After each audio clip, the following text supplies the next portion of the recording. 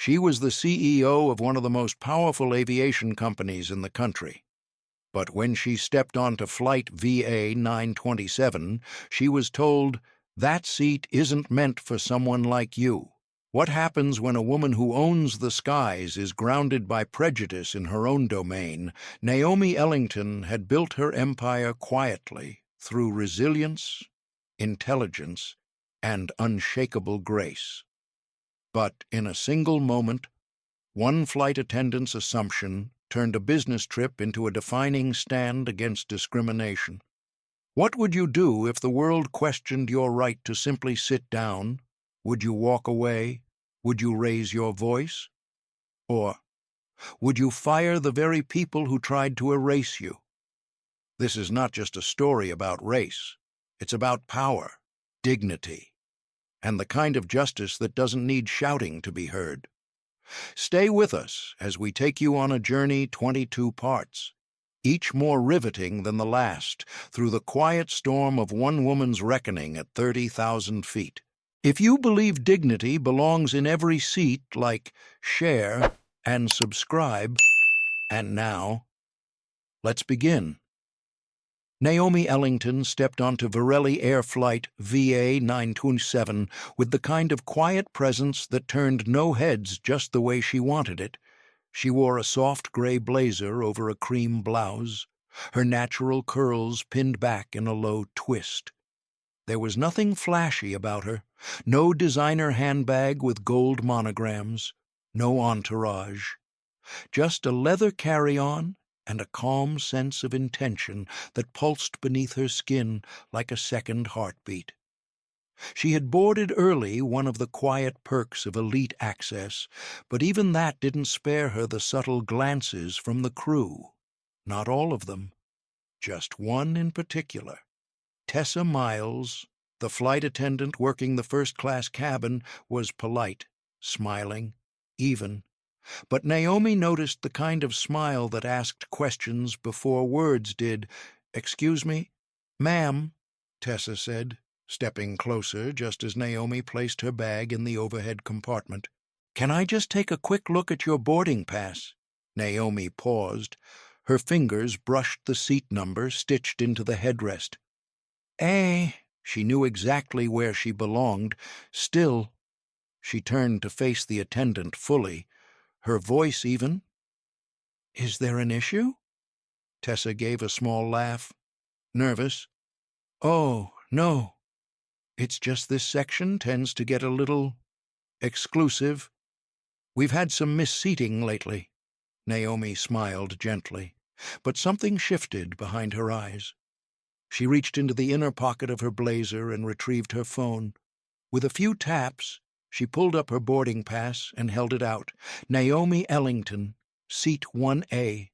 Tessa hesitated, just long enough to make it awkward, then nodded. "Of course.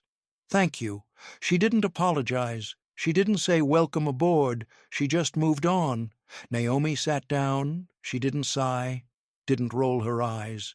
She simply took in the space around her, the crisp white linens, the folded napkins, the champagne flutes waiting to be filled. Everything carefully curated for comfort.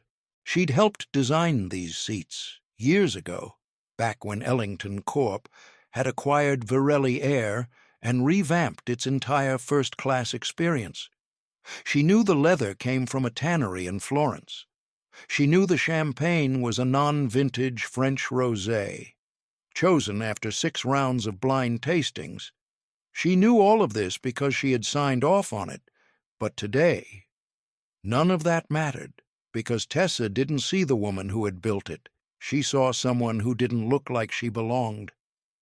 Naomi turned to the window, watching the last rays of late-afternoon sunlight bounce off the tarmac. Her reflection stared back sharp cheekbones, tired eyes, and that ever-present trace of control she wore like second skin. A part of her wanted to let it go. It was a small thing, a smile that asked too much, a question about a boarding pass, a tiny moment. But then she remembered something her mother once told her. The smallest cracks in the wall are where the cold gets in. And if you don't patch them, one day the whole house freezes. Naomi tapped open her notes app. She wrote, Flight VA 927, 4:52 p.m. Attendant in first-class cabin requested boarding confirmation despite visible assignment. No apology offered. She didn't add emotion to the report. No adjectives, no accusations, just facts. She saved the note. Then looked across the aisle. A man had just boarded, white, mid-50s, wearing a blue suit and an expression that said he was used to being obeyed. He stuffed his bag overhead, didn't greet anyone, and dropped into seat 1B. No one asked for his pass. Tessa walked right past him, offered him a drink. Naomi looked down. Her nails were trimmed, clean, natural. Her hands looked like her mother's, strong, working hands, building hands, not decorative. The man beside her tapped his phone with a businesslike rhythm, entirely unaware of her presence. That, at least, was predictable. Naomi didn't want attention, but she wanted accountability. There was a difference. A soft voice broke her thoughts. Would you like a pre-flight drink, Eliza Rowe? Another flight attendant, this one younger. Kinder stood beside her with a gentle expression. Naomi met her eyes and smiled. Sparkling water would be perfect. Eliza nodded and returned with a chilled glass. Moments later, Naomi watched her carefully. There was something earnest about the girl, a quiet decency that reminded Naomi of who she used to be before boardrooms, before billion-dollar buyouts, before power became armor. She sipped slowly. The seatbelt sign chimed. A pause settled over the cabin as the pilot's voice crackled overhead. Good afternoon, ladies and gentlemen. This is Captain Donovan Pierce. We'll be departing shortly for Los Angeles. Expected flight time is 4 hours and 25 minutes. Naomi let the words fade into the background. She was here not just as a passenger. She was here because she needed to see for herself. Too many complaints, too many patterns, too much data that pointed to something no policy could cover. Disrespect was subtle, but repetition made it systemic. And Naomi was done with subtle. The man beside her shifted. He looked at her for the first time. He didn't smile, didn't nod, just stared. Then looked away. Naomi closed her eyes. She wasn't angry, not yet, but something told her this flight was going to prove exactly what she suspected, that when people think power looks like them, they forget that real power often looks like the last person they notice. The soft hum of the plane's ventilation system blended with the chatter of boarding passengers and the occasional shuffle of feet over carpet. Naomi Ellington sat back in her seat, arms folded gently in her lap. Her sparkling water sat untouched on the tray table. She wasn't thirsty. She was watching across the aisle. Tessa Miles smiled as she welcomed a couple white early 30s dressed in coordinated travel attire into the first-class cabin. Tessa's voice was bright, effortless, almost warm. Welcome aboard. Let me know if you need anything before takeoff. The man responded with a wink, and the woman gave a casual laugh. Tessa didn't ask for their boarding passes, not a glance, not even a pause. Naomi's gaze flicked toward her reflection in the window, not to check her appearance, to gather her thoughts, to remain still. That was her gift, stillness in the storm. But this wasn't just about her anymore. It hadn't been for years. She leaned slightly to the side, just enough to observe the quiet movements of the crew. Tessa was back near the galley now, speaking with Jordan Prentice, the cabin manager. Naomi couldn't hear everything, but she caught enough. She's in 1A, right, Tessa murmured, glancing discreetly toward Naomi. Jordan raised an eyebrow. Yeah. Why Tessa's mouth formed a flat line. No reason. I just didn't see her name on the VIP manifest. Naomi's brow tightened just slightly. She'd asked to be omitted from the manifest this time. On purpose. Sometimes the most honest reactions came when people didn't know they were being watched. Jordan shrugged. She's on the list. Ticket clears. Don't worry about it. I'm just saying. We've had issues with people sneaking into premium cabins lately. Tessa added. There it was. The code. Naomi had heard versions of it all her life. Code words. Not direct accusations, but subtle phrases wrapped in plausible deniability. We just need to verify. It's a mistake. I'm sure. You must be in the wrong seat. She wasn't new to this game. She just wasn't interested in playing it anymore. A few rows back, a woman with deep brown skin and natural hair entered the cabin. She paused at seat 3D, then sat down. A moment later, Tessa approached her with the same tight smile Naomi had received. "Hi there. Just double-checking. Do you have your boarding pass handy?" Naomi felt it like a slap. Again, the woman looked surprised but complied. Pulling out her phone, Tessa scanned it, then nodded. "Thanks. You're all set. No apology. No, welcome. Just exit." Naomi's fingertips pressed gently into the armrest. She glanced over at Eliza Rowe, who was helping an elderly gentleman settle into 2A with grace and genuine care. Eliza didn't fake smiles. She offered help before being asked. She noticed people. Naomi made a mental note. Then her phone buzzed. A message from her assistant. "Reese confirming audit tracking. Your reports will be time-stamped and flagged discreetly." Standing by, Naomi typed back, "Stay silent. We're not intervening yet." She returned to her observations. More passengers were boarding now, including a middle-aged man in business attire, gray suit, tan briefcase, an energy of entitlement that entered the room 5 steps before he did. He walked straight to seat 1C. Tessa greeted him like a returning hero. "Mr. Deacon." "So good to see you again." "Pleasure's mine," he replied with a wink. Naomi waited. Tessa didn't ask him for proof of seating, didn't even glance at his hands. She offered him champagne. Naomi's inner voice didn't rise.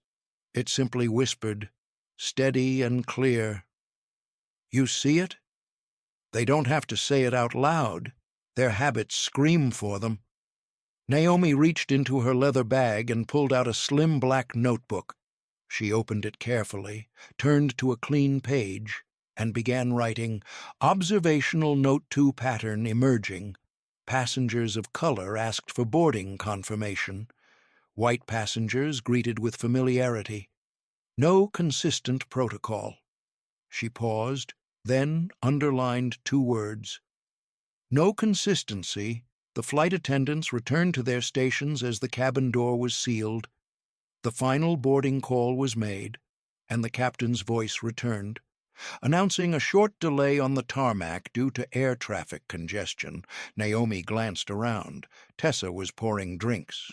Jordan was reviewing the manifest on a tablet.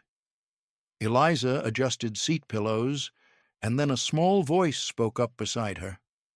"Are you famous?" Naomi blinked and turned.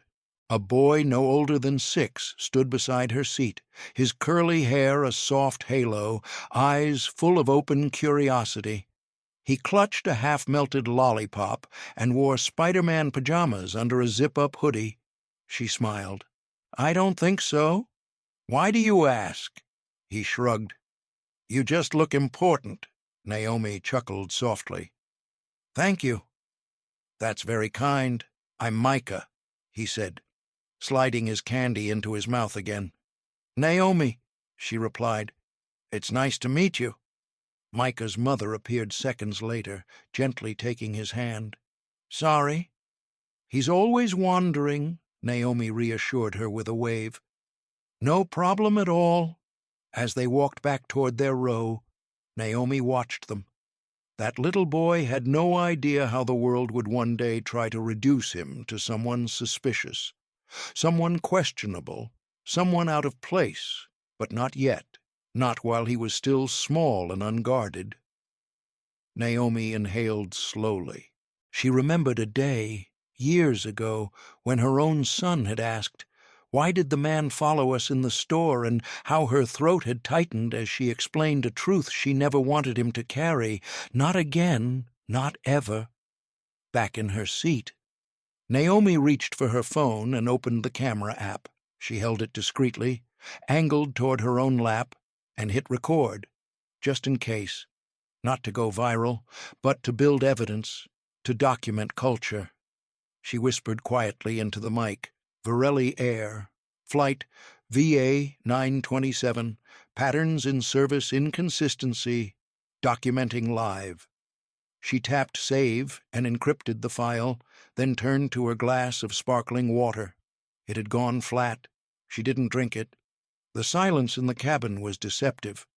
Underneath it, layers of bias hummed, like the low static of an untuned radio. Most people didn't hear it. Naomi did. She always had. And this time, she was ready. The plane rolled forward, but Naomi's mind was already miles ahead, because justice, when it comes, should never be rushed, but it should always arrive.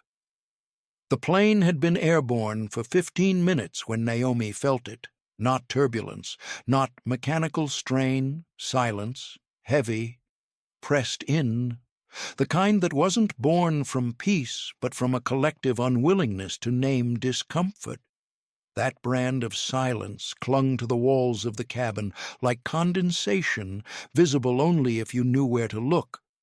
Naomi folded her hands in her lap. She wasn't working. She wasn't reading. She was thinking. And that was dangerous for others. Tessa Miles had returned to her aisle duties, this time moving through the cabin offering a tray of warmed towels.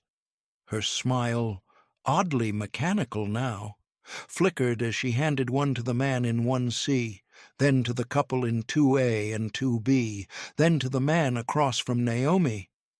She skipped her. Naomi looked up, directly into Tessa's eyes.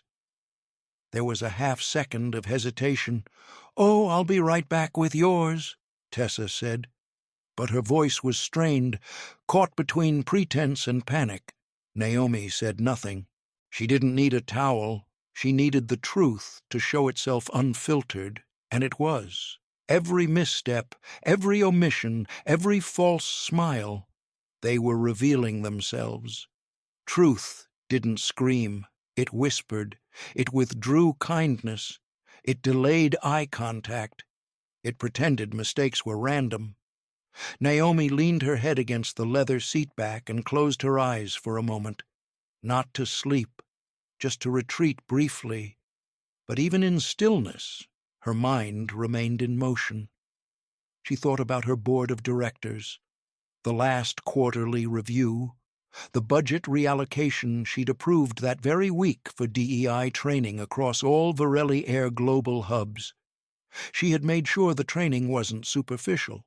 She'd insisted it include real accountability, scenario-based modules, and anonymous feedback. She thought about the memo she sent titled, "Culture is Measured in Small Moments." She wondered if Tessa had read it. She wondered if Jordan had dismissed it. Then she thought about her mother. "You can't change what you won't confront," her mother once said, sitting across from her in their old Georgia kitchen, hands dusted with flour, face lined with wisdom. Naomi had just been promoted to regional VP back then. She'd been elated until her mother asked, "But how are the people around you learning to treat others?" Naomi had never forgotten that, not once. Because power wasn't a title. It was how you used silence or broke it. Naomi's eyes opened again. Eliza was now assisting an elderly woman struggling with her seatbelt. Her tone was soft, her movements respectful. Naomi reached for her phone again. Another note. Observation 3, Attendant T. M. Skip towel service for seat 1A. Immediate recovery effort made after eye contact.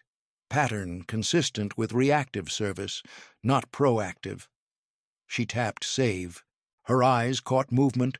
Jordan Prentice, the cabin manager, finally making his way through first class with the practiced ease of someone who'd learned the art of being visible only when necessary. He glanced at Naomi as he approached. Their eyes met, and something unspoken passed between them. Recognition. He knew who she was now. The weight of that knowledge settled across his shoulders like a sudden storm. "Ms.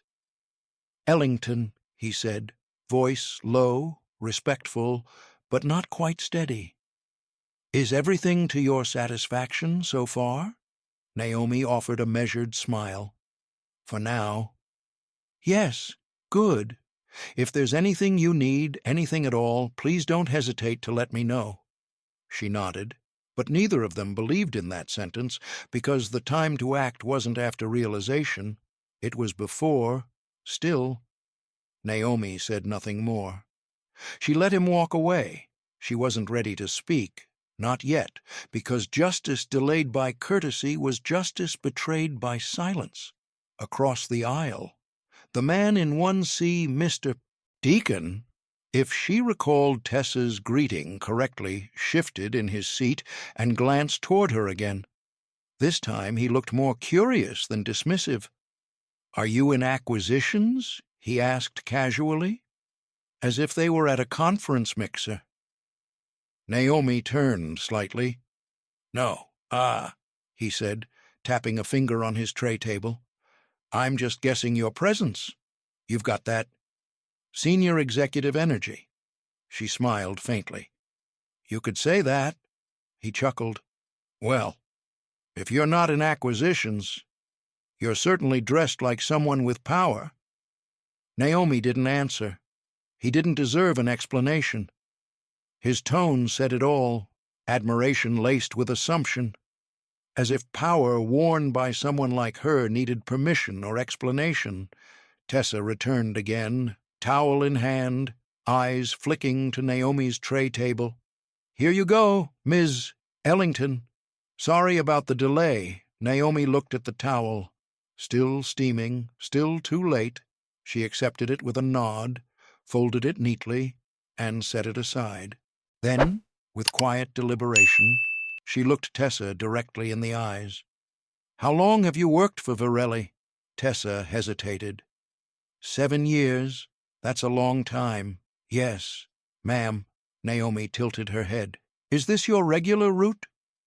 Tessa glanced sideways. "Usually transatlantic, but we rotate sometimes." Naomi's tone remained calm.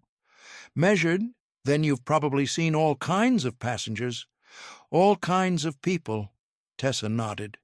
"Yes, of course. And how often do you question first-class passengers about their seating when they've already taken their seat?" Tessa blinked.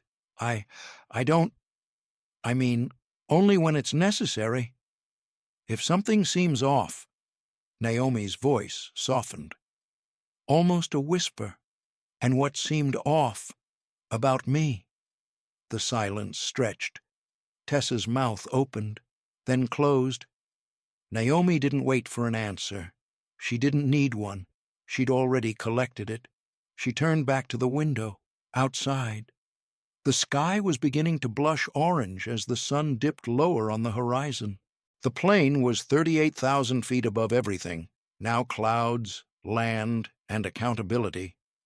But the truth, it stayed with her. She pulled out her phone and sent one message to Reese Protocol Apollo. "Begin soft escalation." Reese replied instantly. "Copy that? All back-end systems secured. Timestamp audit initiated." Naomi exhaled through her nose. The decision had been made. This wouldn't end with a towel, or a smile, or a whispered apology after the seatbelt sign dimmed. This would end with clarity and consequence, but not for revenge, for reconstruction, because a system that ignored its rot didn't deserve to fly. Not under her name. and certainly not under her silence. Naomi Ellington sat upright, her expression composed, but her mind had shifted into another gear. She wasn't just a passenger anymore. She was now fully CEO, observing, evaluating, deciding. And, with one small message to her assistant, the quiet machinery behind Protocol Apollo had begun its calculated churn. The cabin around her continued like nothing had happened. Tessa moved down the aisle, her steps noticeably less confident. Jordan remained near the galley, glancing toward Naomi from time to time like a man who'd suddenly realized the storm was forming in aisle 1. Naomi reached for her tablet, tucked in a sleeve next to her leather carry-on. With a smooth swipe, she unlocked it. She tapped an app that looked innocuous to anyone passing by, a calendar icon with a neutral blue border. But once opened, it revealed a protected interface only 5 people in the world had access to. Reese had already uploaded the live data feed. Time-stamped interactions, service logs, even mic pickup points from her device's passive audio tracking, all legal, all authorized. Because Ellington Corp owned the digital compliance system used by Varelli Air. And every incident Naomi recorded became part of a broader accountability matrix. She didn't intend to punish. She intended to dismantle a pattern. And it always started with data. The screen pinged softly as Reese uploaded a fresh report. Passenger treatment discrepancy log, VA 927 Tessa Miles. Boarding challenges logged 2U. Racial profiling flags, 2SO, recovery effort delayed. Apology offered none. Jordan Prentice. Acknowledged discrepancy, yes. Corrective action, verbal only. Risk rating, passive neglect. Naomi didn't smile. She didn't frown. She just read. Let it settle in. Every pattern had a shape. Every excuse had a shadow. She knew how organizations collapsed from within when culture was allowed to drift unchecked. Her own board had learned that years ago, when a now-retired executive had claimed a black female client was mistaken about her booking at a leadership summit Naomi herself had co-hosted. That man no longer worked in the industry, and that lesson still fresh. Naomi closed the report and folded her tablet back into its case. She didn't need to carry her power loudly. It moved through quieter channels, systems, protocols, patterns. A child's voice pulled her back to the present. Mom, why do we have to sit way back there? It was Micah, the boy from earlier. Naomi turned slightly, just enough to see him peeking between the seats from the economy cabin. His mother hushed him gently, because these seats were really expensive. Baby, she said, and we're going to Grandma's. That's what matters. But I like that lady, he said, pointing. She's nice. Naomi met his eyes and gave him a wink. Micah grinned. Naomi smiled, too, just a little. Then her expression shifted again. Quiet resolve. She tapped another command into her tablet. Activate WhisperNet Layer 2, passive surveillance engagement, silent mode. Upload encrypted incident file to Varelli audit stream. Mark level yellow 3. The interface blinked twice. Then returned to idle. Protocol Apollo was now live within the airline's internal server environment. Nothing visible, but everything was recording, not just her treatment. Everyone's, every interaction, every glance, every omission. Patterns don't need anger to be exposed. They just need light. Jordan walked by again, pretending to adjust a storage bin. Naomi waited until he passed, then stood. She walked slowly to the front of the cabin where Tessa was preparing dinner service. The attendant straightened slightly, clearly uneasy. "Excuse me," Naomi said, her voice calm. Tessa turned. "Yes." Ma'am Naomi looked her in the eye. "I'd like to request a feedback form." "For in-flight service?" Tessa hesitated. Oh, we usually do that through email after the flight. Naomi nodded. That's fine, but I'd like a paper one as well. For clarity, Tessa fumbled slightly as she reached into the drawer behind her and retrieved a form. Naomi took it, looked at it, then, deliberately, pulled out a pen. She began writing slowly, not for drama, for documentation. Tessa tried to speak again. Ms. Ellington, if I may, I didn't mean to offend earlier. I wasn't sure. Naomi raised one hand gently. No need to explain. You've already answered the question. Tessa blinked. Naomi returned to her seat. As she settled in, she noticed the man in 1C, Mr. Deacon, was watching her now with barely concealed curiosity. "Everything all right?" he asked, attempting casual charm. "Everything is being observed," she replied simply. He didn't respond, just blinked, shifted, looked away. The rest of the flight settled into its rhythm. Meal service began. Eliza Rowe returned with her usual kindness, placing Naomi's tray down with care and dignity. "Lentil risotto, ma'am. Sparkling or still?" "Still? Thank you," Naomi replied, then added in a whisper, "I see you, and I appreciate your grace." Eliza gave her a tiny nod. Not dramatic, not loud, just seen. Naomi ate slowly, her mind still turning. She replayed each moment in her head, Tessa's expression when she first boarded, the selective boarding pass checks, the towel delay, the backtracking when her identity became clear. All of it lined up. This wasn't about one woman. It was about an industry pretending bias could be trained away in a 2-hour session with slides and coffee breaks. Naomi tapped her tablet again. Memo draft. When courtesy has conditions. To Varelli, leadership subject cabin culture. Audit findings tone firm. Constructive. Actionable delivery post-landing. Simultaneous board CCS. She saved it. Then sat back and exhaled. Her phone buzzed softly. Another message from Reese, elevated to blue. CEO of Varelli has been notified via quiet channel. They've asked if you'll accept a mid-flight call. Naomi stared at the screen. She let her fingers hover, then typed, "Not yet." Let them sweat. She looked out the window again. The sky was dark now, scattered with stars. The hum of the engine reminded her of her own momentum. Unstoppable, measured, clear. This wasn't a revenge arc. This was a course correction. Justice is not loud. It is inevitable. And at 38,000 feet, it moves quietly until it lands. 35,000 feet above ground. And yet the weight in Naomi Ellington's chest was rooted in something far older than altitude. She had just finished her dinner tray untouched. Really. Her appetite was never tied to food in moments like this.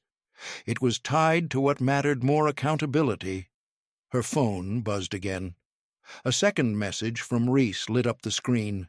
Varelli CEO requesting direct contact, reiterating urgency. Suggests private channel via cockpit secure line. Naomi stared at the words for a moment. Back in her early 30s, she would have said yes immediately, called back, smoothed things over, played the politics, protected the brand, but now she'd seen too much. She'd had her name leveraged in too many press releases by executives who didn't live the reality she endured silently each day. This wasn't a crisis. This was clarity. She typed back to Reese. "Tell them I'll speak when I'm ready." Not before. She powered off her screen and folded her hands in her lap, pressing her thumbs together.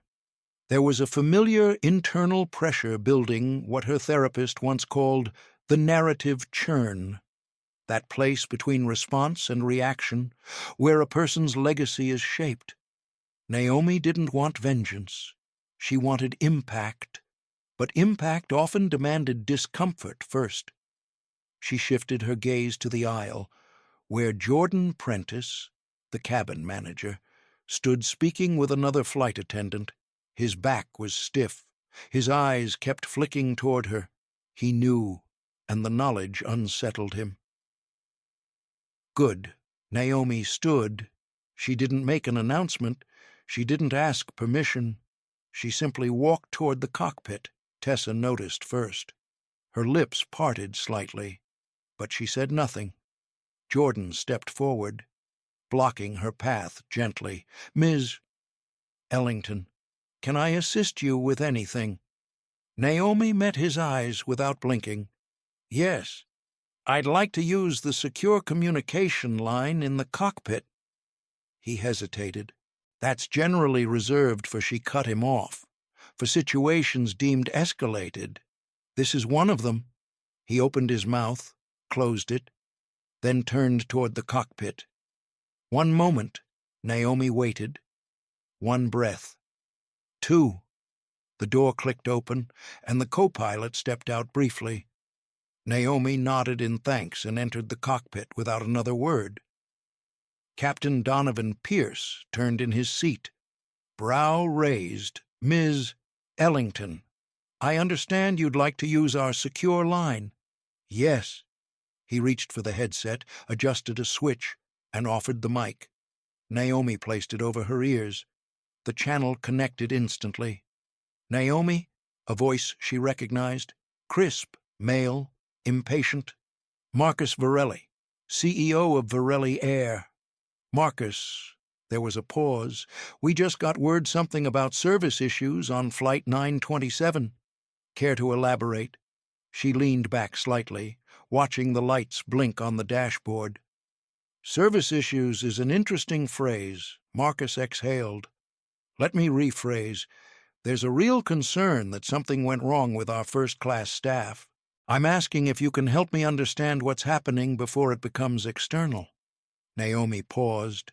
"Before it becomes external, or before it becomes uncontainable?" He didn't answer. She continued. "Let me make something very clear. This isn't about bruised pride. This isn't a viral clip of someone yelling on a plane. This is the quiet kind of rot, the one that smiles at you while asking for proof you belong." Marcus lowered his voice. "Naomi, if someone on our team made a mistake, I'll deal with it. Personally. But I need to know, what are you asking for here?" Naomi stood silently for a moment, holding the headset between two fingers like a verdict. "I'm not asking for anything," she said. "I'm notifying you." She let the words sink in, then added, "Protocol Apollo has been initiated. You agreed to its terms 2 years ago in your board renewal contract." Marcus's voice faltered. "That protocol was designed for system-wide discrimination audits." Naomi's voice remained steady. "And what do you think this is, Marcus?" Another pause. A deeper one. Then, softer. "Are we in trouble?" Naomi removed the headset slowly, handed it back to Captain Pierce, and nodded. "We all are," she said. She turned and exited the cockpit. As she walked back to her seat, the aisle felt longer, narrower. Passengers were watching her now, some curious, others nervous. Tessa stood frozen at the galley. Jordan quickly made himself busy refilling the drink cart. Naomi sat, smoothed her jacket, and reached for her glass of still water. She took one measured sip, and then breathed. Micah peeked through the curtain again from economy. Naomi caught his eye and raised her glass slightly like a secret toast. He smiled and whispered to his mom. "She's magic." Naomi didn't hear it, but if she had, she might have smiled differently. Instead, she leaned back and opened her tablet again. Another note. Protocol Apollo live level escalated to Amber 4CE, contact established, CO response delayed accountability. She saved the entry and closed the device. Tessa approached hesitantly. A napkin in her hand. Ms. Ellington, we've prepared a special dessert for our top-tier guests today. Would you like me to bring it out for you? Now? Naomi looked at her. She didn't raise her voice, didn't glare, but what she said was colder than ice. Tessa, if I accept your dessert now, it will be the same as accepting your denial earlier, and I don't accept denials masked as oversight. Tessa's face paled. I didn't mean— Naomi tilted her head slightly. Intent doesn't cancel impact. Tessa lowered her eyes, then turned and walked away, her footsteps faltering. Naomi looked out the window once more. The horizon was a deep indigo now.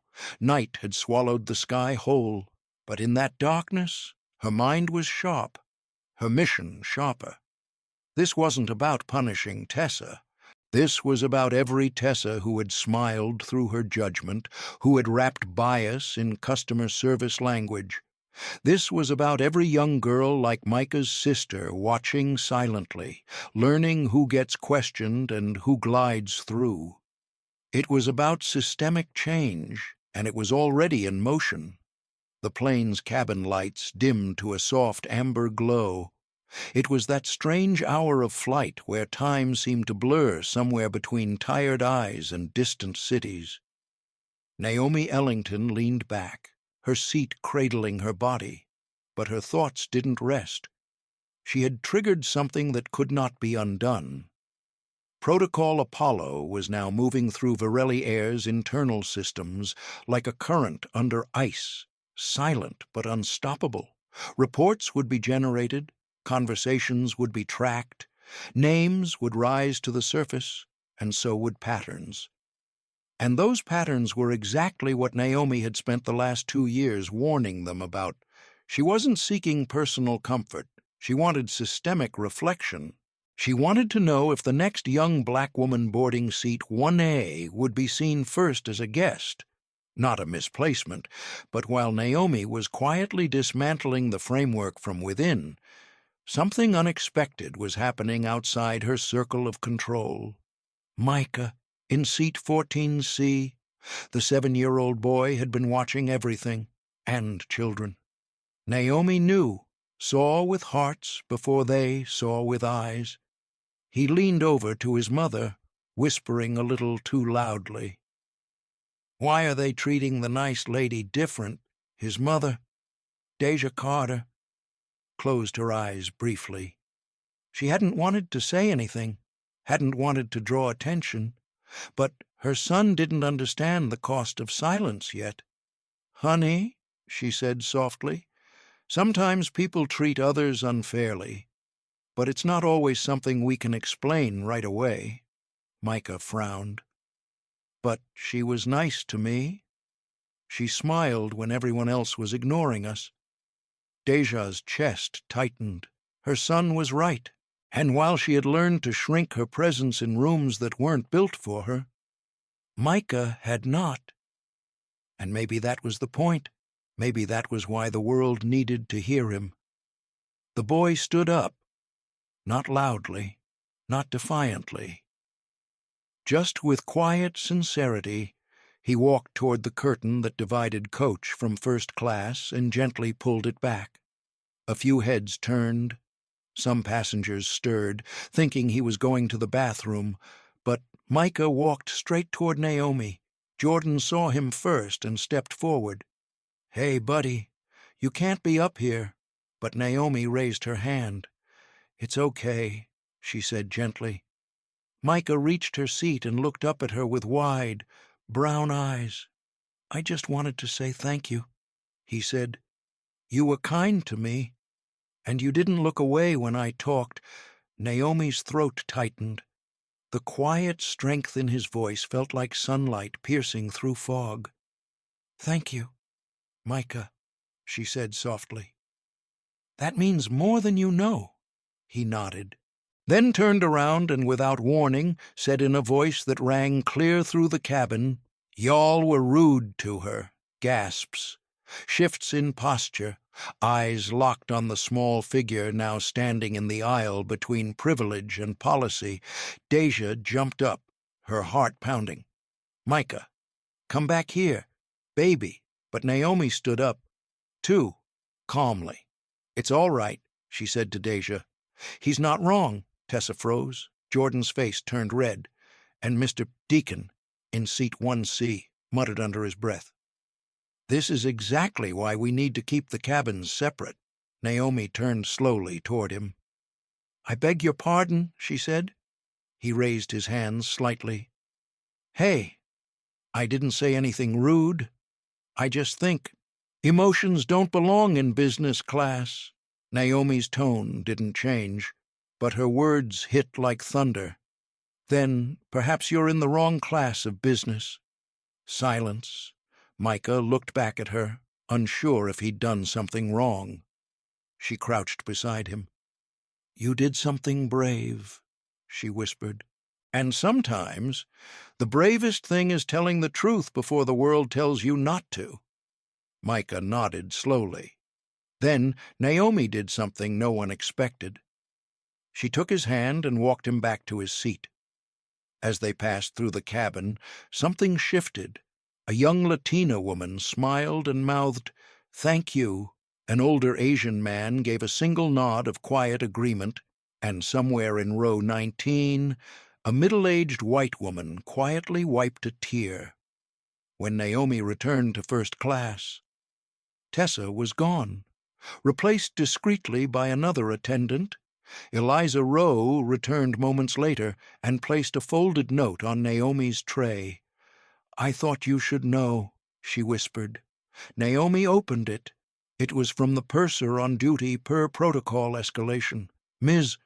Miles has been placed on non-interaction status. All further service will be coordinated through alternate crew." "Thank you for your discretion." Naomi folded the paper slowly, tucked it into her tablet sleeve. She didn't celebrate. She didn't smirk. Because this wasn't victory. It was correction, and it had come from a child unburdened by corporate language, a child who saw humanity, not hierarchy. Back in 14C, Micah leaned into his mother. "Did I mess things up?" She kissed his forehead. "No, baby. You reminded people how to be human again." Naomi stared ahead, beyond the curtain, beyond the glow of first-class privilege. She thought of her younger self boarding flights with a borrowed blazer and a LinkedIn job title too new to protect her. She remembered the time she was offered water last, the time her name was skipped in the welcome greeting, the time someone asked her if she was visiting first class, and now she had a system in place, a protocol, a network of witnesses, and a boy who reminded her why she began this work at all. To make invisible truths visible, to let quiet power rise, not just in boardrooms, but in aisles, in whispers, in children who dared to speak. The plane cruised on through the dark, but something bright had broken through, a moment, a statement, and the beginning of a reckoning, because Micah had spoken. And this time the plane listened. The seatbelt sign blinked on with a low chime as Flight VA 927 began its descent into Los Angeles. Outside, the city flickered like a constellation unmoored from the sky. Naomi Ellington gazed out the window, the lights below spreading like a sea of tiny hopes and closed doors. Her reflection stared back calm, collected, but no longer silent. What had started as a small interaction, an extra glance, a request for her boarding pass, a moment of hesitation had now grown into a quiet storm moving through every level of the airline. But the part no one saw was that this wasn't just about a flight. It was about fatigue, a fatigue so deep that even excellence couldn't outrun it. Naomi had spent decades proving herself in rooms where she was the only one who looked like her. She had spoken last so she wouldn't be labeled loud. She had dressed neutral so she wouldn't seem too bold. And she had always come armed with receipts. Tonight. The receipts had faces. Micah's voice still echoed in her head. Y'all were rude to her. It wasn't just the courage. It was the clarity, truth, unpolished. Truth, unfiltered. The kind that made people uncomfortable because it stripped away the layers they hid behind protocols, smiles, training manuals. But truth had a way of filling cabins like air.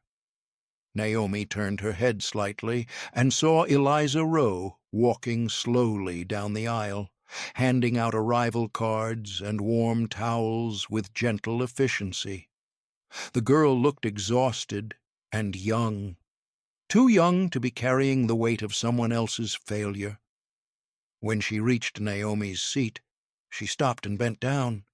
I just wanted to say, "Thank you," she whispered. Naomi looked up, slightly surprised. For what? For not making it about revenge. For showing us how to do the hard thing. With grace.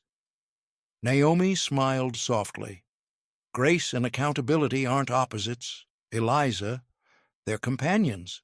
Eliza nodded and continued her walk down the aisle. Naomi could see the tension easing in her shoulders. She would remember this flight for the rest of her career. A tap on Naomi's arm interrupted the moment. Jordan Prentice stood beside her, clearly nervous but trying to maintain his professional mask. "Ms. Ellington," the captain asked if you'd like to make a call before we land. There's a secure channel available through the crew system. Naomi raised a brow. A call to whom Jordan cleared his throat. Your assistant, Ms. Hayes, said the press line is beginning to stir. Apparently, there's been interest in the passenger list for this flight. Of course there was. The internet never stayed quiet. Some passenger must have tweeted about the boy walking up to first class, or about Tessa being removed mid-flight. Or maybe someone had recognized Naomi despite the low-profile boarding. Naomi leaned back in her seat and exhaled slowly. She didn't want a scandal. She wanted a signal. A signal to every leader watching that silence was no longer an option. A signal to every young girl like Eliza who'd been told to smile and move on. A signal to every Micah growing up in a world that would try to flatten his voice. She tapped the armrest lightly. "Tell the captain I'll make the call after we land," she said. Jordan nodded. "Of course. Also, thank you for your patience earlier. I wasn't sure how to handle things, and I realize now I made it harder." Naomi studied him. He was mid-30s, sharp-suited, someone who'd likely risen quickly but never had to think twice about the seat he was assigned. She nodded once. "We all grow differently. Mr.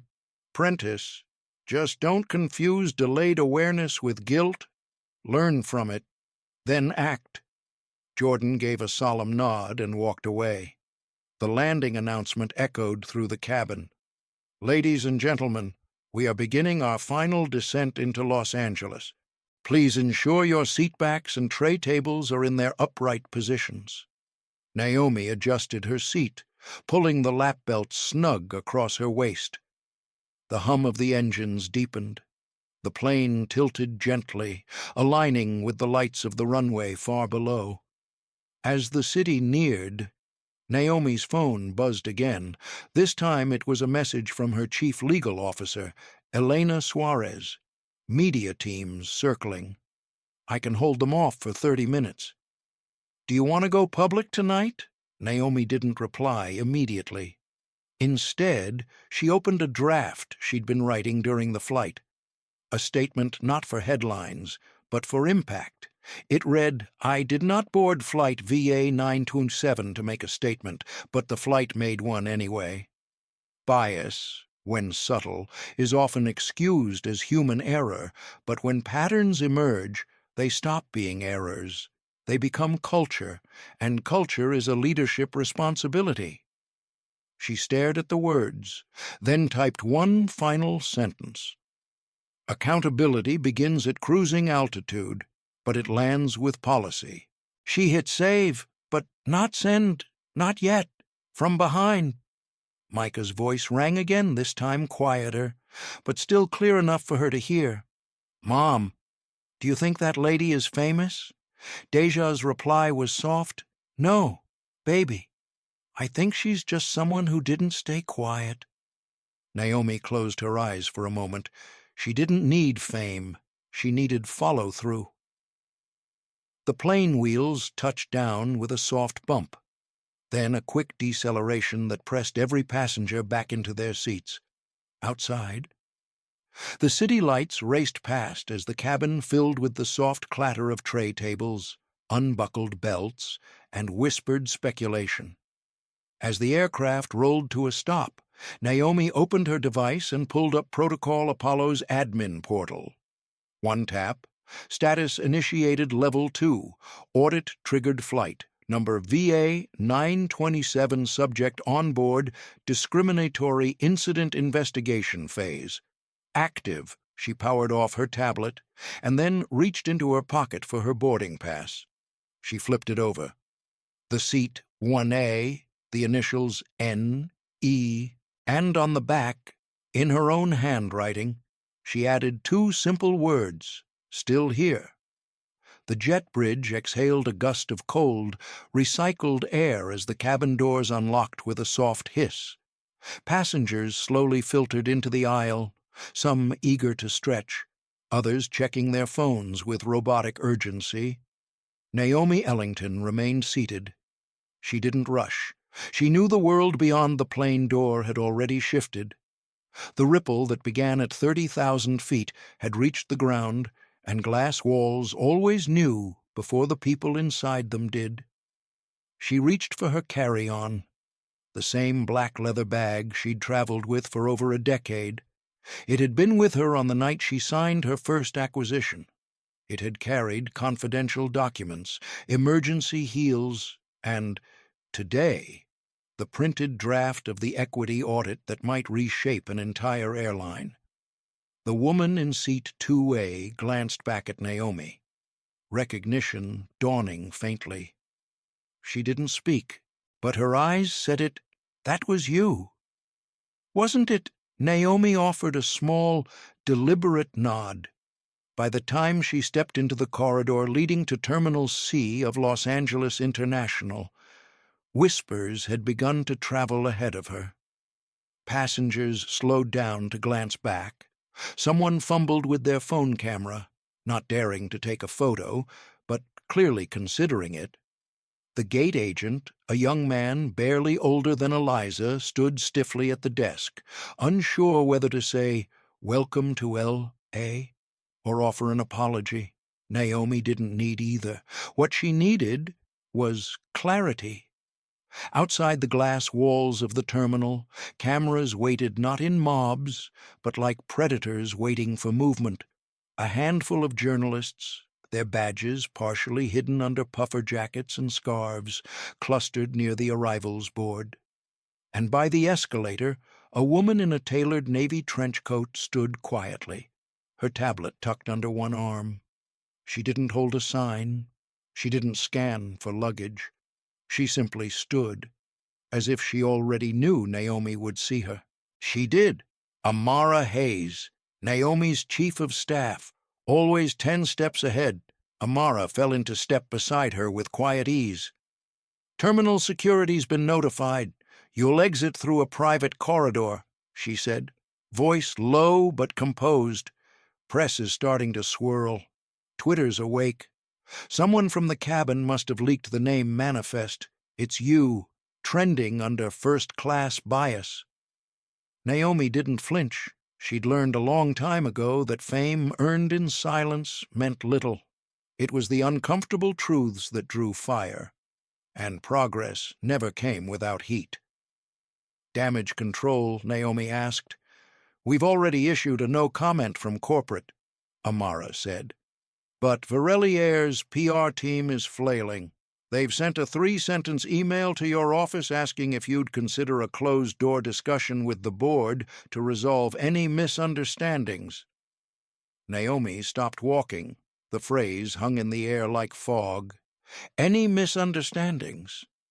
Amara nodded grimly. "They're spinning, fast." Naomi turned toward the wide pane of glass facing the tarmac. She watched as ground crew wheeled luggage into neat rows, unbothered by the commotion above. "Did they say anything about the child?" she asked. "Micah Carter." Amara flipped to another screen. His name's already in a trending quote, the moment he said, "Y'all were rude to her." It's been clipped, subtitled, and shared thousands of times. Naomi allowed herself one slow breath. The truth always finds the runway, and this time, a 7-year-old had landed it better than most adults. "What about his mother?" she asked. "Deja Carter. She works part-time at a community legal clinic in Inglewood. Divorced. Clean record. I already reached out to offer support through the foundation. Discreetly, good," Naomi said. "They'll try to discredit him." Amara hesitated. "They already started." Naomi's gaze sharpened. "What do you mean?" "They're floating internal memos suggesting the boy's mother coached him, that the incident was exaggerated for online virality." One exec said off the record, "This feels orchestrated." Naomi felt the shift deep inside her. Not anger, not yet, but the deep, old ache of being disbelieved, as if lived experience was only valid when it came with video evidence, 3 witnesses, and legal counsel present. "They're trying to erase a child's truth," Naomi said softly. Amara looked at her, eyes heavy with the weight of 100 similar meetings and 1,000 similar excuses. "Will we let them?" Naomi turned back toward the private corridor. "No," she said, "but we won't just defend him. We'll expose the pattern." The doors opened ahead of them, revealing a sleek, quiet conference suite at the edge of the terminal, a place normally reserved for VIP debriefs, late-arriving celebrities, or high-risk transfers. Today, it would serve a different purpose. Inside, a communications team had already set up a monitor. Amara handed Naomi a remote. "Live feed from our media holding room. 26 outlets. We can go live in 15 minutes. Or you can do a pre-recorded statement." Naomi stared at the black screen. She wasn't afraid of speaking. She was just done apologizing for her presence, done making herself smaller for comfort, done pretending bias didn't come with smiles and name badges. She turned to Amara. "No stage, no spotlight. Just give me a chair, 5 minutes later." Naomi sat before a plain backdrop, her blazer neatly pressed, her voice steady. She didn't read from a teleprompter. She didn't raise her tone. She just spoke. "To everyone watching, this isn't about me.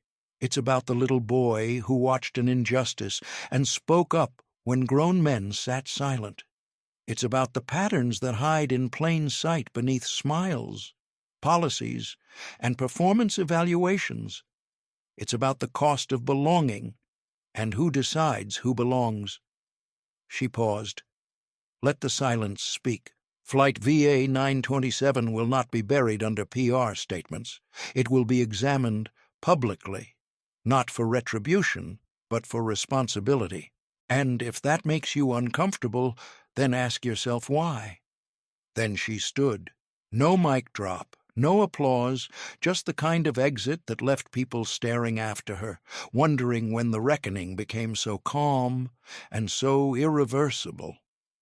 Naomi turned to Amara as they exited the suite. "Have you scheduled the meeting with the Varelli board tomorrow morning?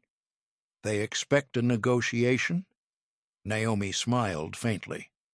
"Good, because I'm not bringing terms. I'm bringing the audit." The boardroom was colder than Naomi remembered. It wasn't just the air conditioning, it was the atmosphere. The silence that cloaked a table full of people who once praised her leadership now bristled with discomfort. Guarded expressions and forced neutrality. 10 seats, 9 filled, one left intentionally open at the head of the table. She didn't sit in it. Naomi placed her leather folio gently on the surface and chose the seat to the side, intentionally refusing the symbolism. If they needed power to be seated in a throne, they didn't understand where hers came from. Amara Hayes stood near the window, tablet in hand, eyes sharp. She wasn't just there to take notes. She was Naomi's shadow and lighthouse, both recording, tracking, remembering what others tried to forget. The chairman of the board, Leonard Whitaker, cleared his throat. "Naomi, thank you for coming on such short notice. We understand you've had a challenging flight." A chuckle escaped from someone further down the table, quickly suppressed, quickly regretted. Naomi's expression didn't change. "I came because clarity is a courtesy," she said. "And this board deserves clarity." Leonard nodded, adjusting his cufflinks like a man trying to keep rhythm in a song no one was singing. "We appreciate that. Now, about the incident on flight VA 927. "It wasn't an incident," Naomi interrupted, voice soft but immediate. "It was a culture check, and it failed." Leonard hesitated. "I don't think anyone is denying that what happened was unfortunate." Naomi's eyes met his, steady, unblinking. "Unfortunate is when your suitcase doesn't make the connection. This was deliberate. It was patterned. It was predictable. And most damning of all, it was normalized." A beat of silence passed. Then Dana Kessler, VP of Legal Affairs, leaned forward slightly. "Naomi, we did receive the preliminary audit documents you submitted through the Apollo protocol system. We're still reviewing them, of course. But they're not up for debate," Naomi said. "They're up for implementation." Dana raised a brow. "Are you suggesting we adopt the findings without board review?" "I'm not suggesting," Naomi said calmly. "I'm stating what accountability looks like." The room shifted. Someone coughed. Someone else checked their phone. Naomi took her time opening her folio.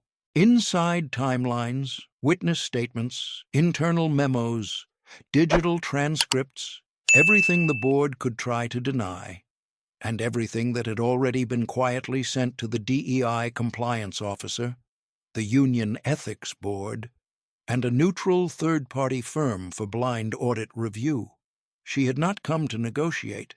She had come to end the illusion that this was a misunderstanding. "Would you like me to read the line?" she asked softly. Leonard blinked. "I'm sorry." The internal training memo from 6 months ago, suggesting that flight attendants should maintain first-class image consistency and politely relocate any customers who may cause discomfort to premium passengers based on appearance mismatch. Dana shifted uncomfortably. That language wasn't intended to be interpreted racially, and yet it was used that way, repeatedly. With the same result. Naomi said, "You didn't write racism into the manual, but you taught them how to use it without saying it aloud." She let the words settle. "No fire, no shouting, just a quiet dismantling of every defense they thought they'd rehearsed." The head of HR, Mitchell Crane, who had stayed unusually silent, finally spoke. "Naomi, we're not the enemy. We're trying to protect the brand. You know how fragile public trust is. I'm not here to protect the brand," she said. "I'm here to rebuild the foundation." Amara stepped forward and handed out a single-page document to each board member. On it, a condensed list of recommendations from the Apollo audit with Naomi's signature at the bottom. Mandatory bias response training live, not pre-recorded, anonymous equity incident tracking accessible to all staff, from janitor to jet captain, and a zero-tolerance clause added to all union and executive contracts, enforceable by termination. Leonard scanned the paper and frowned. This is radical. Naomi leaned back slightly. No, this is overdue. They were not used to her speaking like this. For years, Naomi had been the calm voice in storms, the bridge between old systems and better futures, but now they were realizing something that disturbed them more than any trending hashtag.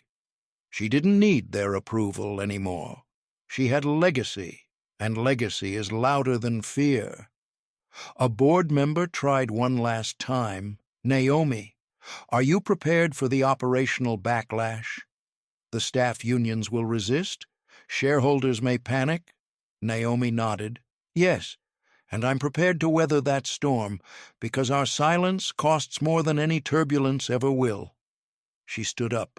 Meeting adjourned not with votes, not with applause, but with conviction. On the way out, Amara whispered, you were right. The meeting room forgot who you were. Naomi smiled faintly. No, they remembered who they thought I was. I just reminded them who I've always been. As they exited the building, the media was still there. But this time, Naomi didn't look away from the cameras. She walked into the sunlight without flinching, because the truth wasn't hiding anymore. And neither was she. The sun hadn't even crested fully over Los Angeles when Naomi Ellington's name was everywhere. News tickers crawled with headlines. CEO confronts airline over in-flight discrimination. Who is Naomi Ellington and why her silence just ended? Boy's viral quote shakes airline industry. But it wasn't the media cycle that surprised Naomi, it was the velocity. Overnight, Micah Carter's quiet voice had become the anchor for a much louder storm. A clip from a passenger's phone had captured the moment almost too perfectly. Micah, arms crossed, standing near row 1C, saying simply, "Y'all were rude to her. No screaming, no tears, just a child's direct recognition of something adults tried to blur." In less than 12 hours, it had been viewed over 12 million times. Across social media, creators stitched their own stories to the moment. Black doctors spoke of being doubted in first class. Latina lawyers remembered being told they were in the wrong line. Asian women recalled being asked where their real boss was. Micah wasn't just a child anymore. He was a mirror, and Naomi knew what mirrors did best. They shattered illusions.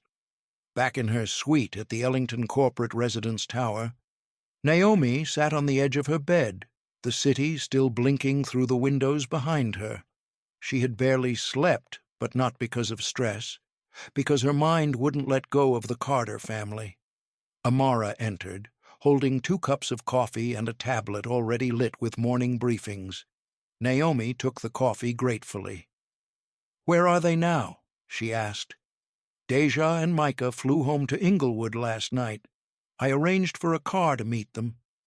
The media didn't find them, but bloggers are starting to dig." Naomi frowned. "Has anyone threatened them? Not directly, but you know how online storms work. There's already an anonymous post accusing her of staging the incident for clout." "She barely said a word on that plane," Naomi said quietly. "All she did was hold her son's hand. And that's what makes it powerful." Amara replied. "It wasn't manufactured. It was seen." Naomi nodded, setting the coffee down and the board.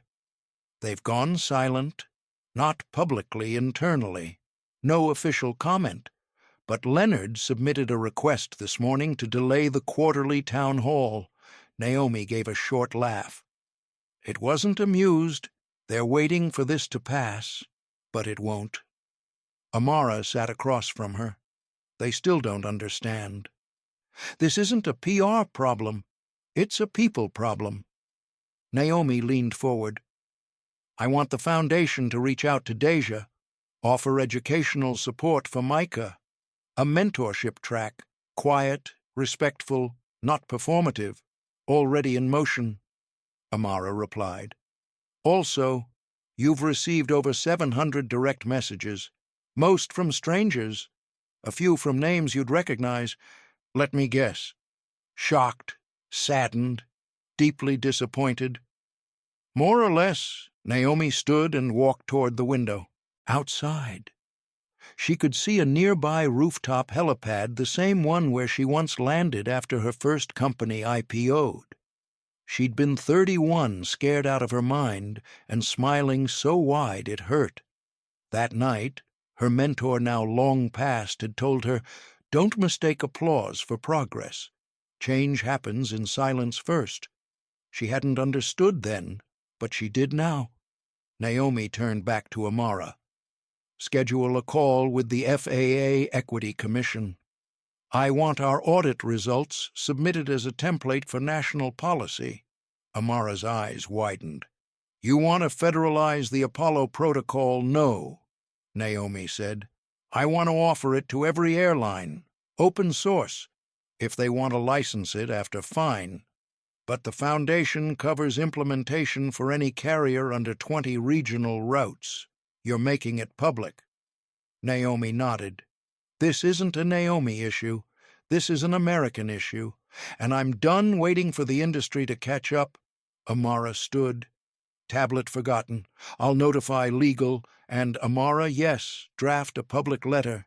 From me, not Ellington Corp. Just me. A pause addressed to Micah.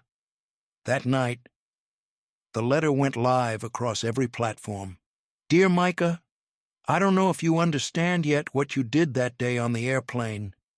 You weren't loud. You didn't yell. You didn't even cry. You just told the truth. You said something that most adults in that cabin were too afraid to say. You saw someone treated unfairly and you named it. That might seem small, but in a world where silence is often rewarded, your courage was everything. There are people twice your age who still hesitate to speak like you did. You reminded us what dignity looks like in a small body with a big voice, and because of you, we're not going back to pretending. Thank you. Naomi Ellington by morning. Hashtags had shifted again. Dear Micah, just legacy in real time. Children know. And more than that, school counselors began printing Naomi's letter for morning advisory discussions. College professors debated the language of silent complicity. Church leaders quoted it at pulpits, saying, out of the mouths of babes. But in a quiet kitchen in Inglewood, Deja Carter read it aloud to her son between bites of pancakes. He looked at her, brow furrowed. Did I do something wrong? Mama, no, baby, Deja whispered, brushing crumbs from his cheek. You did everything right. Micah tilted his head. But why are people so mad? Deja hesitated. Because the truth makes people nervous when they're not used to hearing it. Micah poked at his syrup. Then, quietly, will the plain people be nicer now? Deja didn't answer right away.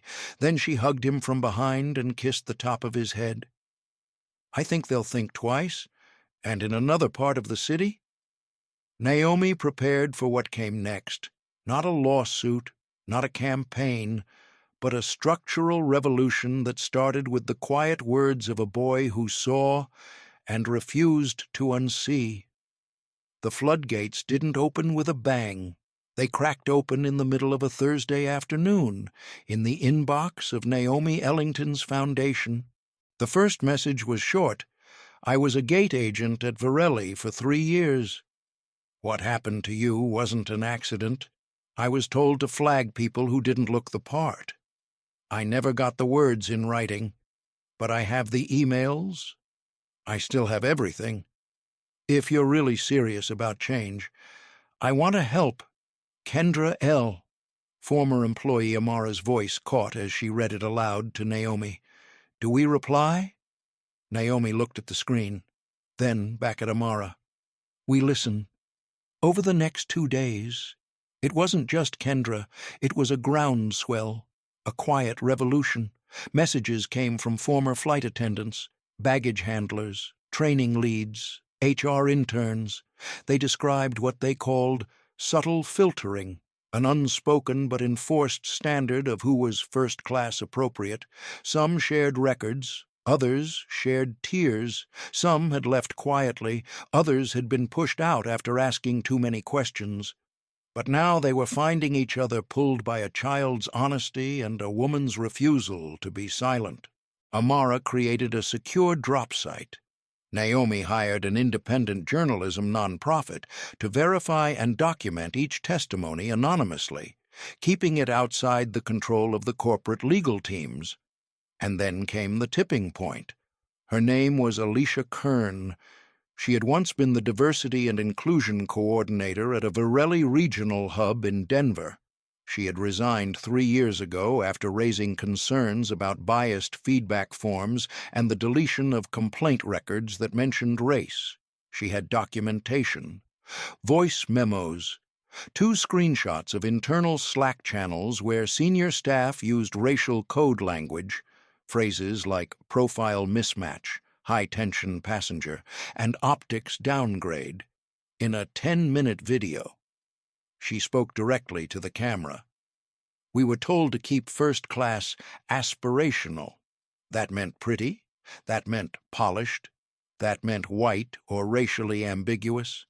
If we pushed back, we were told we were making it about race. But it was already about race. The company just didn't want to admit it. The video reached 4.3 million views within 18 hours. News outlets picked it up, not just tabloids, but The Atlantic, PBS, NPR. And it wasn't just Varelli anymore. Pilots from competing airlines started anonymously sharing their own stories. A flight instructor posted an emotional essay titled, What I Saw in 15 Years of Coaching, New Black Captains, and Why So Few. Stay a gate attendant described being reprimanded for over-accommodating a disabled passenger of color. A catering staffer shared how first-class food was intentionally switched last minute on a transatlantic flight because an unnamed exec didn't want a chicken dish associated with urban markets on the premium tray.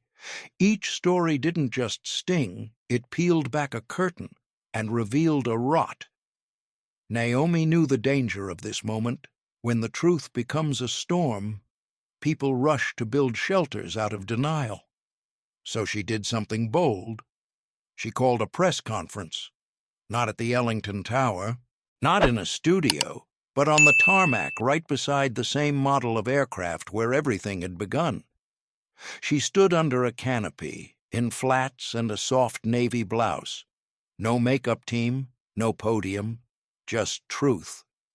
We are not here to destroy an airline, she began. We are here to dismantle a culture. She didn't read from notes. She didn't even raise her voice, but her words echoed through live streams, radios, and TVs across the country. Discrimination does not always scream. Sometimes it smiles. Sometimes it speaks in policy. Sometimes it hides in discretion. And sometimes it wears a uniform and offers you champagne while questioning your right to exist in that seat. She paused, looked straight into the camera. And to every employee who has ever been told to stay quiet, to not rock the plane, to smile through discomfort, I see you. We are done with whisper networks. We are building a platform for your voice. Then she turned and invited the first former employee onto the platform. It was Kendra, hands shaking, voice soft. But her truth rang louder than any press headline could. And one by one, others joined. They weren't polished. They weren't media trained, but they were powerful because they had nothing left to lose. That night, Naomi sat alone in her apartment, the lights dimmed, a jazz record played low in the background. She sipped ginger tea and stared at a photo on the shelf her mother, standing outside a diner in 1982, arms crossed, flanked by union organizers. That woman had faced closed doors and glass ceilings, and now her daughter was holding the keys to open them. Her phone buzzed. It was a message from Deja Carter. Micah saw the press conference. He said, "That lady has a really brave heart. Thank you again, not just for helping us, but for changing the world he's going to grow up in," Naomi replied. "Micah reminded me what bravery looks like. Tell him I'm just trying to keep up." As the message sent, she leaned back and closed her eyes, not to rest, but to feel the weight of every voice that had finally found its echo. She wouldn't let it fade, because once the whisper network breaks, the world has no choice but to listen. The elevator to the 47th floor was quieter than usual. Naomi Ellington stood inside, arms crossed, her reflection fragmented across mirrored walls. The building had been buzzing for days, reporters, auditors, whistleblowers, board consultants, but right now, in this moment, everything was still, too still. She exhaled slowly, remembering what today was, her mother's birthday. The calendar alert had pinged at 6 a.m. Like it always did. Call Mom. Tell her she was right. A ritual she hadn't deleted since her mother passed 5 years ago. Naomi pressed her palm gently against the notification before silencing it. She didn't cry, but the ache settled in like fog. The elevator doors opened with a soft chime, revealing the executive boardroom now converted into what Amara called a war room for justice. Inside, 12 people sat around the long glass table. Each held a copy of the new equity implementation draft, 6 pages of sweeping reforms, mandatory unconscious bias audits across all departments, reversal of all discretionary relocation powers from frontline staff, third-party oversight for incident reporting, and the clause that made several of the board members shift in their chairs executive-level accountability. Naomi walked in without pause, placed her leather portfolio at the head of the table, and looked each person in the eye. Let's begin. The first person to speak was Dana Kessler from Legal. The language is strong, purposefully so. It will set precedent if adopted. Good, Naomi said. But precedent attracts litigation, especially if other carriers resist change. Naomi nodded. I'm not afraid of being first. I'm afraid of being silent. Leonard Whitaker, the board chair, cleared his throat. He looked tired. Not from lack of sleep, but from the unraveling of control. There's a proposal on the table for you to step into a different role, not a demotion, but a shift. You'd head a new DEI division, but relinquish CEO duties while we rebuild. Naomi didn't flinch. You're suggesting I leave the house I built to fix the plumbing? Leonard frowned. It's strategic. No, she replied, voice low and steady. It's cowardice. She turned to the group. You hired me to innovate, to lead through turbulence. But now that leadership looks like dismantling your comfort, you want to move me sideways. No one answered. Naomi opened her portfolio and removed a single envelope. She placed it in the center of the table. My resignation, effective immediately if the board votes to delay implementation of the equity protocol. Dana leaned forward, surprised. You're bluffing. Naomi looked her dead in the eye. Do I look like someone who bluffs silence again? Then Leonard leaned back in his chair. If you leave, you hand control back to people who want this buried. Naomi shook her head gently. I've already made sure that can't happen. The protocol has been copied, time-stamped, and distributed to press contacts, employee coalitions, and federal oversight. If I walk, they still get it. If you stall, they'll know. She stood, voice steady but soft.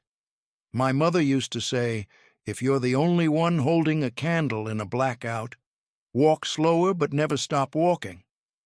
I'm not here for applause. I'm here to make sure the lights come on. Amara, seated near the edge of the room, tapped her pen twice code between them, for you did it. Leonard looked down, then finally nodded. All in favor of immediate implementation, one by one, hands raised, all 12. Naomi didn't smile, but her shoulders eased. Later that evening, she sat alone in her office, lights low, the city stretching out like a sleeping beast. In front of her, the signed agreement, and beside it, an old photograph. Her mother, 27 years old, standing in front of the Woolworths where she'd staged her first sit-in. Naomi whispered softly, "You were right." Her phone buzzed. A new message. It was from Deja Carter. "We're watching the news. Micah just asked if you're going to make all the airplanes fair now." "I told him you already are."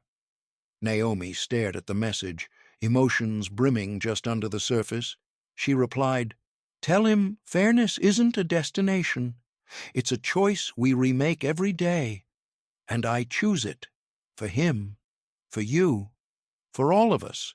Across the country." Flight attendants, gate agents, and junior executives began receiving revised policy emails. No longer hidden under codes, no longer shielded by discretion, clear, enforceable, monitored. At the same time, a press release from Ellington Aviation Foundation appeared online. Naomi Ellington and her team have launched the Open Skies Initiative, a framework for transparent equity enforcement across the aviation industry, offered freely to all carriers, and in bold. At the bottom, this policy is signed in grief, in honor, and in refusal to forget. The next morning, a mural appeared overnight outside Terminal 3 of LAX, painted in full color, Naomi standing in profile, hair caught in wind, one hand extended behind her, as if inviting others forward beside her. Micah, small, fierce, head held high, and beneath them, the words that started it all. Y'all were rude to her. 3 days later, an anonymous donation of $1.5 million was made to a foundation for training black and brown youth in aviation. The donation name, Legacy Passenger 1A. It began with a simple email subject line, "Passenger from Flight 2276. I have something you should hear." Amara opened it first. The sender's name, Chloe Davenport, a business consultant from San Diego, window seat, row 2A. She'd boarded just before Naomi that day and had remained silent during the incident. But she hadn't turned off her phone fast enough before takeoff. It had kept recording. Attached was a 14-minute audio clip. At the top of the file, she wrote, "I should have said something then. I didn't. But maybe this can still help. Use it however you want. I give full permission."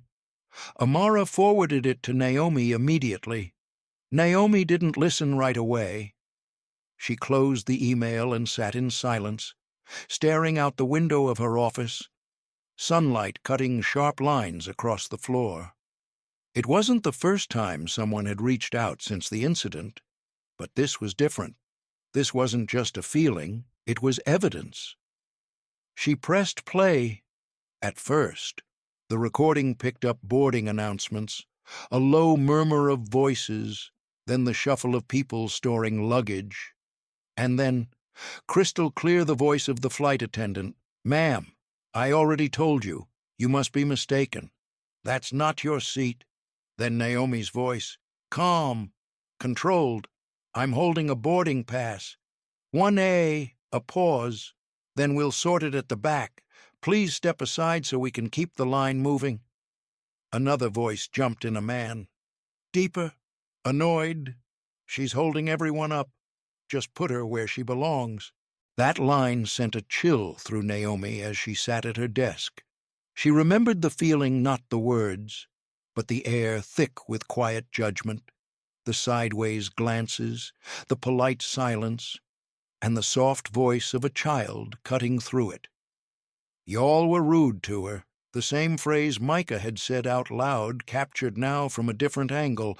Naomi didn't realize she was crying until Amara knocked gently and entered. "You listened?" Naomi nodded. "Send it to legal and media, all of them, but not as a weapon." Amara looked puzzled. "Then what? As a mirror?" Naomi said. By noon, the clip had gone viral. News anchors replayed it during lunch broadcasts. Influencers dissected it line by line. Lawyers weighed in on passenger rights. But the biggest reaction came not from experts, but from the passengers themselves. Over the next 48 hours, 7 additional travelers from Flight 2276 came forward publicly, each with a different reason, some out of guilt, some out of pride, and some because they, too, had stayed quiet and couldn't anymore. The first was an elderly man named Thomas Ray, who had flown often, always business class, always quiet. "I was in 2B, he said in a video diary, "and I saw it. I saw how she was treated. I didn't say a word. I just looked out the window and waited for it to be over. That silence cost me something." He paused, his eyes glassy. "It cost me my self-respect. Naomi, if you hear this, I'm sorry. Not just because you deserved better, but because I knew better." His message was shared by his granddaughter on TikTok. It had over 6 million views in a day. Then came Priya Das, a tech recruiter who had seen it all and filed a quiet complaint to the airline afterward, only to receive a form letter and a $75 flight voucher. She showed the letter on camera. This was their apology. A code. The backlash against the airline deepened, and then came the woman no one expected to speak, Barbara Milton, the white woman seated in 1B, adjacent to Naomi. Her video was raw, filmed on her front porch in Ohio. I was the one sitting next to her. I pretended to sleep during the argument. I kept my earbuds in. I thought, if I just don't engage, I'm not part of it. But now I know staying quiet is a form of approval. She held up a crumpled napkin. "This was in my bag. I found it last week. Micah gave it to me on the flight after the incident. I didn't even look at it then." She unfolded it, in shaky kid handwriting. "You could have helped her." Barbara wept quietly in the video. "I'm going to do better. I promise." The image of that napkin went viral faster than the original audio. Within hours, educators began using it in classrooms. "Micah's napkin," they called it, a symbol of missed courage across the country. Airlines began releasing vague diversity statements. But Naomi wasn't interested in statements. She was interested in systems. She met privately with Chloe Davenport, the woman who had recorded the audio. In a quiet cafe downtown, they sat across from each other. Chloe looked nervous, even ashamed. "I know I should have spoken up." Naomi sipped her tea. "You pressed record, and you sent it. That counts." Chloe looked relieved, then added, "It's hard to describe what I felt. Like, everyone could tell what was happening, but no one wanted to say it. That's how bias works," Naomi said softly. "It silences the room without ever raising its voice." Chloe reached into her bag. "There's something else. It's just a sketch." From that day, she unfolded a small notebook and handed it over. Inside, a pencil drawing of the plane cabin. Naomi, seated, the flight attendant standing above her, and Micah, small and firm, standing between them. The caption scribbled beneath, "The day a boy defended a woman when no one else would." Naomi stared at the image for a long moment. It was crude, a little uneven, but it said more than hours of coverage ever could. She closed the notebook gently. "I want this framed in the Ellington Foundation lobby." Chloe smiled. "You really think it's worthy?" Naomi nodded slowly. "It's not about how perfect it is. It's about what it reminds us of, back at the foundation." Naomi placed the sketch on her desk beside the equity protocol and the photo of her mother. Micah's face, Barbara's napkin, Thomas Ray's quiet regret, together. They were becoming a chorus, a mosaic of truth, pieced together by those who had once stayed quiet and now refused to. It was just after 9-ish or some when Naomi Ellington walked back through the doors of Terminal 4. The same terminal, the same airport, but everything felt different. There were no cameras this time, no press conferences, just Naomi in a navy wrap coat, her curls pulled back, her heels clicking softly against the linoleum as she walked through the concourse. Gate 17 was quiet, just like it had been that morning on Flight 2276. Only this time, she wasn't here to board a plane. She was here to meet the people whose names most flyers never learned the ground crew: gate agents, custodians, boarding managers, the ones who carried out decisions, followed protocols, but were rarely asked how they felt about any of it. Amara had reached out days earlier to arrange the meeting, and now, behind the frosted glass doors of a small employee lounge, 20 staff members waited, their faces mixed with uncertainty and curiosity. As Naomi entered, a silence fell. She didn't speak from a podium. She stood among them. No distance, no hierarchy, just presence. "I know some of you were here that day," she began gently, "and I know some of you have been here far longer than I've been a name in the news. I didn't come to point fingers. I came to listen." A woman with gray-streaked braids stepped forward slowly. Her name tag read A. Templeton. She folded her arms across her vest. "You know how many times I've watched people of color get stopped at the gate, asked to double-check their seat? Too many, but we don't write the rules. We enforce what we're told." Naomi nodded. "And who tells you what's enforceable?" Templeton smirked without humor. "That's the million-dollar question. Isn't it?" A young man named Marco, barely in his 20s, raised his hand tentatively. "When that day happened, with you, I was new, like, second week. I saw what they did. I saw you standing there, calm, holding your pass, and something in me froze. I knew it was wrong, but I didn't want to lose my job." Naomi walked closer, her expression soft. "It's not your silence I remember. It's your eyes. You looked at me like I was human. That matters. Another worker." Jocelyn chimed in. "Do you know what they tell us in onboarding, that we're the first face of the airline? But we're given no power, no room to challenge. If we call something out, we're labeled as trouble." Naomi took a breath. She walked to the center of the group and looked around slowly. "I came back to this gate because I believe healing has to happen where the wound began. This wasn't just about me. It was about a system that teaches us silence keeps us safe." A pause, "And I want to break that system." Murmurs filled the room. A younger woman near the back, Eleni, leaned forward. "Are you really going to change it? All of it?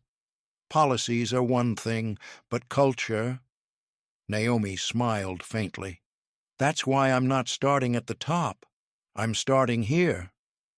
With you." From her coat pocket, she pulled out a stack of crisp folders. "This is a new pilot program. It's called the Ground Truth Initiative. It gives gate agents and frontline workers a real-time, protected channel to report discrimination not just by passengers, but within company practices. Marco blinked. You mean we'd be able to flag bias from the inside? Exactly, Naomi replied. And it won't go through management first. It'll come straight to an independent review board we're launching next quarter. No filter, no retaliation. The energy in the room shifted. Templeton stepped forward, looking at the folder in her hand. This would have saved 3 of my co-workers who quit last year. One was black, one was trans. The third, she just had an accent.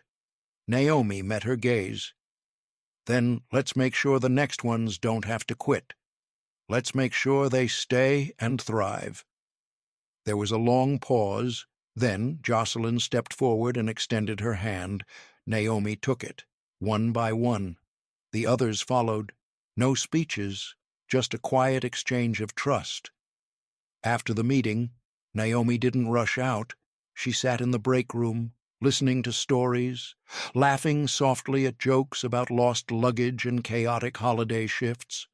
She learned about Templeton's love of gospel choirs, about Elaine's side hustle as a slam poet, about Marco's dream to be a commercial pilot.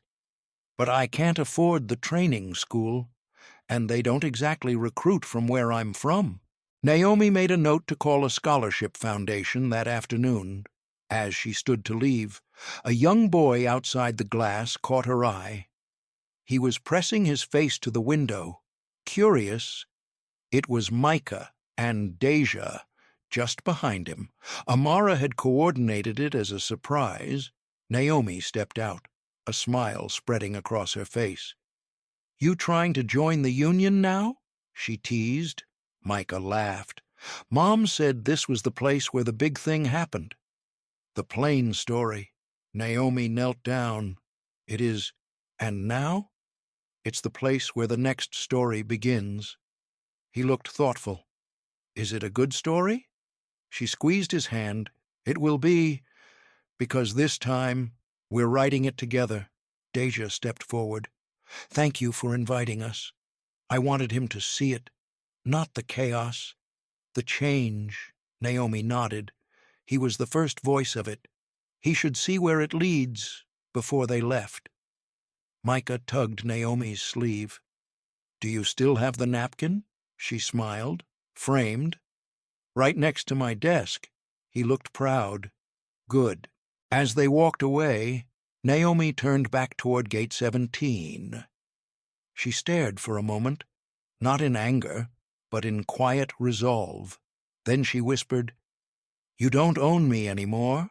The gate, once a symbol of silent dismissal, now held something else, accountability, and in Naomi's world, that was more valuable than any first-class seat. The top floor of Ellington Corp headquarters had floor-to-ceiling windows, offering a sweeping view of the skyline. But Naomi Ellington wasn't looking out the windows that morning. She was looking at the men and women seated around the gleaming oval table, the board, 11 executives, 9 of them white. All of them silent as Naomi set a thin stack of files at her seat. Amara sat beside her, hands clasped neatly on her lap, eyes sharp. Naomi didn't sit. She stood, steady, her tone quiet but resolute. We've talked about numbers, she began, about quarterly revenue, about brand damage control. But we haven't talked about accountability. A man 2 seats down, Douglas Merritt, head of shareholder relations, shifted in his seat. Naomi, we've issued the public statements, the donation commitments, and the PR team. I'm not here for platitudes, Naomi said calmly. I'm here to ask one question. She let it hang in the air. Where were each of you? When you knew this was happening long before I boarded that flight, no one spoke. She walked to the end of the table, set a folder down in front of each board member. In these files are 12 incidents from the last 6 months. Same airline, Same gait, same pattern. Passengers of color reassigned without cause. Some were refunded, most were gaslit, all were silenced. Amara rose beside her, clicking the projector remote. The screen behind them lit up with surveillance images, testimony excerpts, and data points. It wasn't emotional, it was evidential, a timeline of what they'd overlooked, or worse, permitted. A woman named Evelyn Shaw, head of operations, crossed her arms.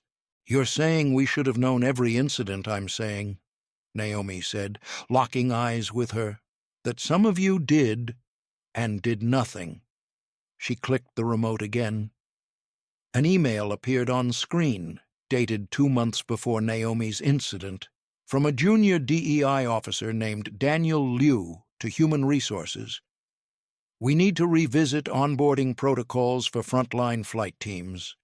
We've received 4 complaints of unconscious bias from crew on the Western routes. The response acknowledged. We'll revisit next quarter." Amara spoke then. Daniel Liu resigned 2 weeks later. He cited burnout. He's 27. Silence. Naomi walked back to her chair. She didn't sit. "You built a company designed to look progressive on paper. But the reality is this. You only care when it becomes a liability." Merritt leaned forward. "Let's not get self-righteous here. Naomi, we've all built this together. You've benefited, too." Naomi turned to face him, her expression still. "You think I built this so I could benefit?" She stepped forward. "I built it so my mother wouldn't have to shrink herself when she boarded a plane, so Micah wouldn't have to watch adults act cowardly, so the next black woman in first class wouldn't have to prove she belonged." Her voice didn't rise, but it filled the room. "If that threatens your seat at this table, then maybe your seat was never earned." A few members looked away. 1 or 2 had the decency to look ashamed. Amara took out a second folder. "We're initiating a full internal audit of all discrimination complaints filed in the past 3 years. Not filtered, not anonymized. We'll be naming names," Merritt scoffed. "You'll burn the whole house down." Naomi met his gaze, only the parts infested with rot. She finally sat, folding her hands atop the folder. "This is not retaliation. It's reclamation of dignity, of truth, of responsibility." Evelyn Shaw spoke again. "What exactly are you asking us to do?" Naomi looked around the table. "I'm asking you to vote. Today, on the Ellington Equity Accord." She slid copies of the multi-page policy across the table. "It mandates that every member of leadership, from executive to assistant manager, must undergo an annual review by a third-party ethics council, with full transparency of decisions made under their watch. And if someone fails," Evelyn asked, "they're removed." Naomi answered simply. "No severance, no exception."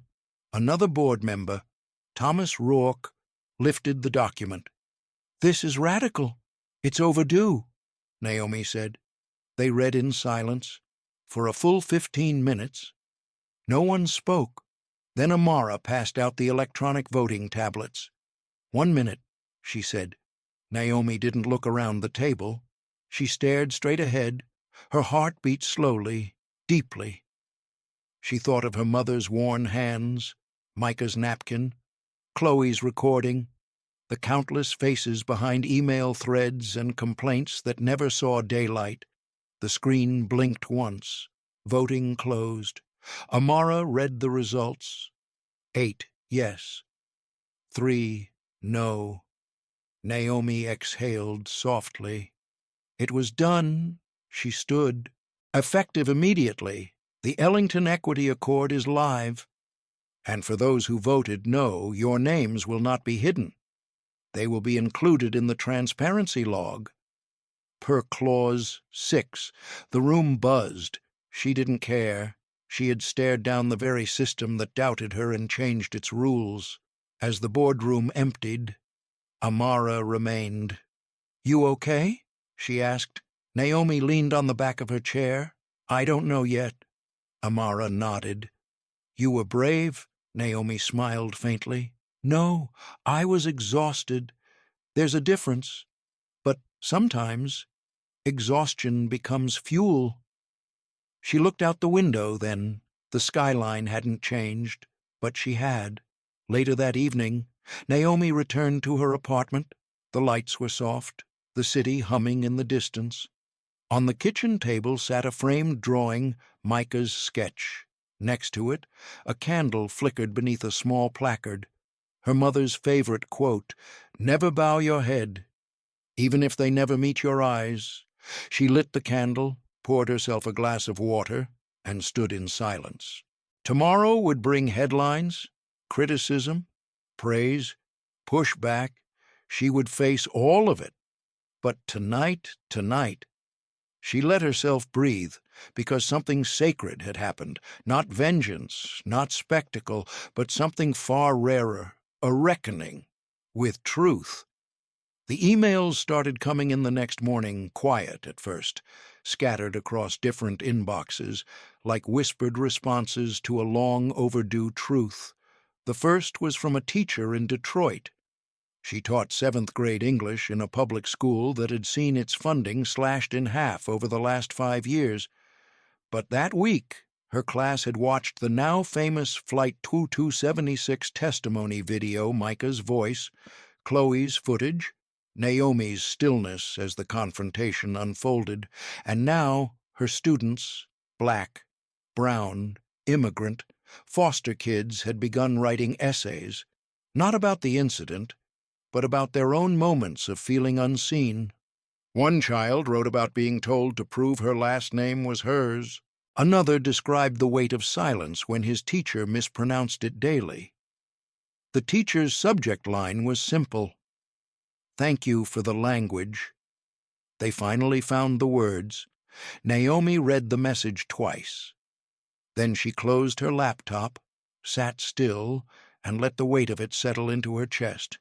It wasn't viral fame, it was reflection. From strangers, and it wasn't just students. By the end of that day, Naomi had received notes from a Latina HR director who realized her internal bias policies had never once mentioned airline crews, a white father who said his 6-year-old asked him why the brown lady wasn't allowed to sit where she paid to, a black pilot in training who said he'd almost quit last month, but now, maybe not. Amara knocked gently on the glass door of Naomi's office. "You okay in there?" Naomi looked up from the open emails. "I don't know what to do with all of this." Amara walked in, holding a cup of warm ginger tea. "You do what you've always done. You listen first, then you move." She sat beside her, taking in the city view. "You know the thing about ripple effects," Amara said. "They don't ask permission, they just start, and we don't always get to see where they land." Naomi smiled faintly. "I wish I could answer every one." "You already did," Amara said, handing her a printout from that morning's Times. "You made them feel seen." The headline read, "One flight, one voice. One woman's quiet rebellion is reshaping corporate accountability." Naomi didn't react to the headline, her eyes focused on the photo beneath it. It was a still frame of her boarding the flight that day, standing calm, her boarding pass in hand, eyes locked with the camera, not angry, just unmovable. In the caption, someone had written, "This is what grace looks like in the face of erasure." That afternoon, Naomi joined a digital roundtable for black women in executive leadership. She wasn't scheduled to speak, but they invited her in with warmth, laughter, and a kind of fierce joy that only shared struggle could produce. One woman, a tech founder in her 40s, leaned forward on the screen. "You reminded us that our composure is not passivity. It's protest." Another woman, a retired judge, said, "They keep expecting us to scream to take us seriously. But sometimes the most dangerous sound in a room is silence that won't shrink." Naomi didn't have a speech. She simply thanked them, and when she logged off, she sat with her tea until it went cold. She thought about her mother, her younger self. She thought about all the times she had swallowed her own discomfort in airport lounges, boardroom jokes, partner dinners, smiling through offenses so small they couldn't be quoted but large enough to scar. And now, somehow, something had cracked, not just in the system but in her. The next morning, she flew again, same airline, different route. She dressed plainly, no designer heels or briefcase, just jeans, a white blouse, and a cardigan her mother had once knitted her years ago, back before either of them had any idea what the future would hold. As she approached the gate, something shifted. The gate agent, a young black woman in her 20s, froze for half a second when she saw Naomi's name on the boarding pass. Then she smiled, not with awe, but recognition. "Respect. Welcome aboard, Miss Ellington," she said. "Let me walk you through myself." Naomi's eyes softened. "Thank you," and she meant it. Not for the escort, but for the dignity of being acknowledged without suspicion, without delay, without question. Inside the plane, a woman across the aisle leaned over. "You're her, aren't you?" she asked quietly. Naomi paused. "That depends," the woman smiled. "The one who didn't back down." Naomi gave a small, wry smile. "Then yes, that's me." The woman held out her hand. "Thank you. My daughter watched that video. She's in law school now. She said she wants to fight exactly that kind of thing." Naomi shook her hand. "Tell her I said the world needs her." Halfway through the flight, the pilot made a quiet announcement over the PA. "We'd like to acknowledge a very special passenger on board with us today, Ms. Naomi Ellington. Thank you for reminding the world that character isn't shown in how loud we speak, but in how steady we stand." There was no applause, just silence. Then, slowly, a few heads turned, some smiled, some nodded, some simply looked at her with something new in their eyes. Reverence, not for fame, but for fortitude. After the flight landed, Naomi waited until everyone else deplaned. The cabin crew lingered, clearly unsure what to say. Finally, one of them, a Filipino man named Ren, approached her. "I used to be on the same team as Tessa," he said quietly. Naomi's expression didn't shift. "I didn't say anything that day. I should have. I've thought about it every night since." Naomi looked at him, not with judgment but clarity. "What matters is what you say next time," she replied gently. He nodded, eyes wet. "There will be a next time, I promise." She squeezed his hand. "I believe you," as she stepped off the plane. Naomi didn't feel triumphant. She felt responsible, and in that feeling, strangely, free. It arrived 3 days after her return flight. No stamp, no postmark. Just a white envelope slid beneath the door of her office. Naomi spotted it early that morning, tucked between her stack of legal briefs and economic reports. The handwriting on the front was neat, measured, unmistakably personal. She paused before opening it. There was a heaviness to the paper.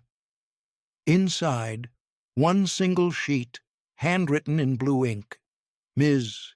Ellington, my name is Clara Miles. I'm the mother of Tessa Miles, the flight attendant you removed. I don't know if this letter will make a difference, but I need to speak as a mother, not to ask for pity, but to offer something I think you deserve, a fuller truth." Naomi inhaled sharply. She had not thought about Tessa since the board vote. Not directly. The woman's actions, and the consequences that followed had been part of a system Naomi had refused to let stand. But a letter from her mother, Naomi, sat down slowly, holding the paper like it might fracture in her hands. Tessa was not raised in a home that taught hate. We weren't perfect, but I taught my daughters to treat everyone with kindness, and I failed. I know that now, because what happened on that plane, regardless of the training she missed, regardless of who else stayed silent, that was her choice, and it was wrong. You were wronged. Naomi blinked, surprised at the directness. No attempt to soften or deflect. Just a mother, writing plainly. Since then, our family has fractured. Tessa hasn't spoken to me. She says I embarrassed her by saying she needed to apologize. But I couldn't stay quiet. Not this time. I've spent a lifetime staying quiet. The letter continued. Stories about Clara's own past, how, decades ago, she had worked as a nurse's aide, often seeing patients of color mistreated and saying nothing, how she raised her daughters in a neighborhood that whispered prejudice with a smile, how silence had once seemed safer. But now, as she wrote to Naomi, Clara's words felt raw with regret. You didn't just hold my daughter accountable. You reminded me of the standard I was supposed to model long ago. And I want you to know, from one woman to another, thank you for not letting it slide. Naomi read the final lines more than once. We are not on the same side of this story, but I see you. And I hope, in time, my daughter learns to see you too, not as a threat, but as a mirror. Sincerely, Clara Miles. The room was quiet except for the low hum of city traffic in the distance. Naomi folded the letter gently. Then she closed her eyes. And for the first time in weeks, her thoughts weren't about corporate policy, press releases, or public statements. They were about legacy, what one woman teaches another, how bias is passed, but so is courage. Later that evening, Naomi sat at her kitchen table, Clara's letter still beside her, untouched cup of tea slowly going cold. She pulled out a yellow legal pad and wrote 2 words at the top, to Clara. But she didn't write anything else. Not yet. The words needed time. That night, her dreams were layered. Memories of her own mother cooking plantains in their tiny apartment, humming old songs, flashbacks of her first job interview where a white man had complimented her articulate speech like it was a rare bird. Then, something new in the dream. Tessa Miles stood on a tarmac, holding a boarding pass that kept changing colors, blue, then red, then gray. She looked up at Naomi but said nothing. Naomi reached out, but before she could speak, she woke. Sweat clung to her brow. The city lights flickered on the ceiling. She got up, walked to her bookshelf, and pulled out a photo. Her mother, standing in front of their first apartment, arms around a teenage Naomi. The caption she'd once scribbled on the back came flooding back. If they doubt you, let them, but never doubt yourself. Naomi knew what she had to do. The next morning, she called Amara. I want to add a final component to the Ellington Equity Accord. She said. Amara, still in her robe, blinked sleepily through the phone. At 7 a.m., you're lucky I respect your brilliance. Naomi smiled softly. It's called the reflection clause. What is it? It creates a path for restoration, not reversal. Any employee terminated for racial or bias-based misconduct can submit a personal accountability report after 1 year, not to get their job back, but to demonstrate growth. It'll be reviewed by an independent panel, not me. Amara sat up straighter. Are you thinking of Tessa? I'm thinking of everyone we cancel before they learn. The goal isn't just to punish, it's to evolve, and we don't evolve without reflection. Amara was quiet for a long moment. Then, "That's beautiful." Naomi exhaled. "Let's make it real." By the following week, the reflection clause was officially added. News outlets picked up the story again, this time with headlines that read, "After exposing systemic racism, CEO Naomi Ellington now builds pathways to redemption." The response was mixed. Some accused her of being too soft. Others praised the nuance, but Naomi didn't waver. She wrote a short note to Clara Miles, folded it into a card with no return address, and mailed it to the only address she had. "Thank you for your truth. May we all raise better than we were taught." She never knew if Clara received it. But in a way, it didn't matter. Some messages are not about replies. They're about release. The envelope was small, barely larger than a postcard. No stamp, no return address.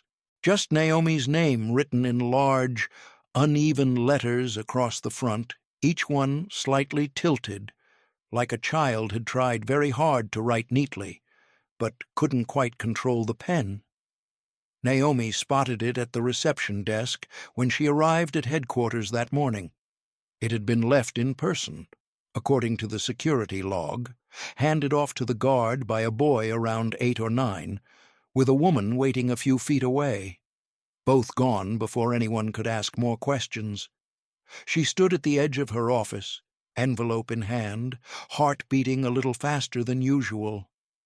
Inside was a folded sheet of lined notebook paper. On it, drawn in crayon, was a picture. A stick-figure woman stood tall in the center. She had curly hair, a red cape, and a calm smile on her face. Around her were other stick figures, some with scared faces, some with question marks, and one with a video camera. At the top of the drawing were the words, "Thank you for being brave," and in the corner, carefully printed, from Micah Carter. Age 9, Naomi felt something inside her give way, not break, just soften. She had seen so many statements, news stories, and executive memos over the past few weeks that her world had begun to feel made of headlines and hashtags. But this was real. It was uneven lines and too much glue and crayon wax pressed hard into paper.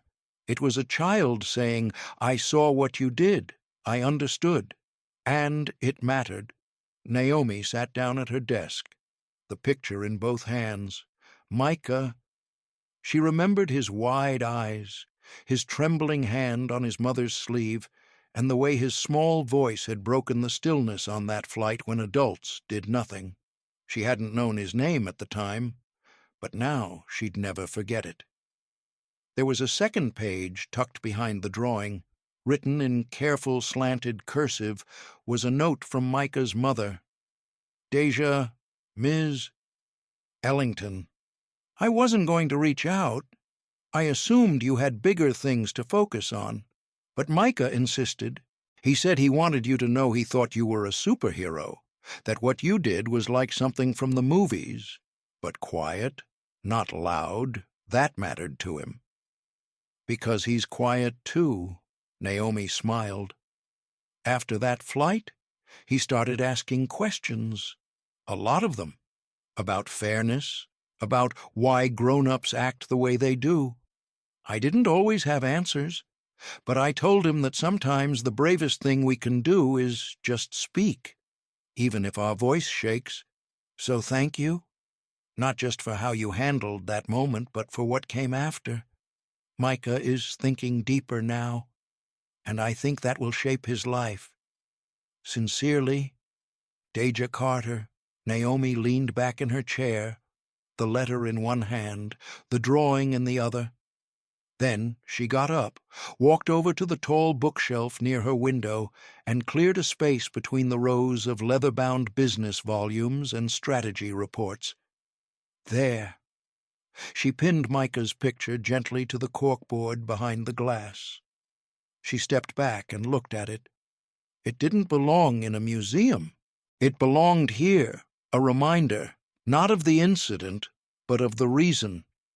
She spent the rest of the morning writing, not policy, not memos, letters. She handwrote 3. The first was to Micah, a simple thank you. I keep your picture in my office now. When grown-up things get heavy, it reminds me why quiet bravery matters most. She signed it with admiration. Your friend, Naomi. The second was to Deja, a letter of appreciation for raising a son with the courage to speak when others were silent. And the third, perhaps the hardest, was to herself. She dated it and folded it carefully, placing it in the back of her journal. In it, she wrote about the moment she nearly stayed quiet that day. How easy it would have been to simply let the seat go, accept the embarrassment, and pretend it hadn't happened. She admitted to herself that she had hesitated not because she doubted her worth, but because she'd grown tired of fighting. I almost let it slide, she wrote. But then a little boy looked at me like I was supposed to know what to do. She paused and added, and maybe for the first time, I did, later that afternoon. Amara walked in with 2 coffees, one in each hand, and a tablet tucked under her arm. I come bearing caffeine and chaos, she said. Naomi laughed softly. Sounds like our usual combo. Amara set the coffee down and pulled up the latest reports. Your reflection clause proposal. It's trending again, not just in business media this time, educational forums, parenting blogs, even international outlets. France just published a piece calling you La Voix Tranquille de la Justice, the quiet voice of justice. Naomi raised an eyebrow. Sounds poetic. It is. And accurate. Naomi motioned to the drawing behind her. You see that Amara turned and squinted. Is that Micah's "He drew me with a cape"? Amara grinned. Well, I've seen you fly into board meetings and take out egos in 5 minutes. So he's not wrong. They laughed. But the truth was, Naomi didn't feel like a superhero. She felt like someone who had simply refused to disappear. That evening, she received another email from an unexpected sender. It was from a young woman named Eliza Rowe, the flight attendant who had spoken up that day. Naomi hadn't heard from her since the investigation closed. Eliza had requested to be reassigned and had reportedly taken time off afterward. Now, her email was brief, but striking. Ms. Ellington, I wanted you to know I stayed. I didn't quit, and I'm applying to lead our new equity liaison program. I've been attending racial bias trainings on my own. I'm not the same woman who stood silent that day. Thank you for reminding me that doing the right thing isn't a performance. It's a practice. I hope I can live up to the kind of leadership you modeled. Naomi stared at the screen for a long time. Micah, Deja, Eliza, Clara. This wasn't a story about one seat on one flight. It was a story about permission. Permission to see, to say something, to stay, and to start again. The boardroom on the 42nd floor of Ellington Tower had never felt more suffocating. The high ceilings, once majestic, now pressed down like weighted clouds. The table, a sleek, polished mahogany slab stretching the length of the room, seemed too pristine, too silent, as if trying to conceal the storm that had brewed beneath its surface for weeks. Naomi sat at the head of that table. She wore a charcoal-gray blazer, crisp but unpretentious, no dramatic jewelry, no bright colors, just a simple gold pin over her heart, a small dove, wings spread, a gift from her late mentor years ago. The message had been simple. Lead with peace, never with apology, across from her, The 21 voting shareholders of Varelli Air adjusted their ties, sipped their mineral water, and scrolled half-attentively through quarterly reports they'd already reviewed. Some of them had shown support for her in public, some had not. Most had stayed neutral. Neutrality, she had learned, was often just fear in a suit.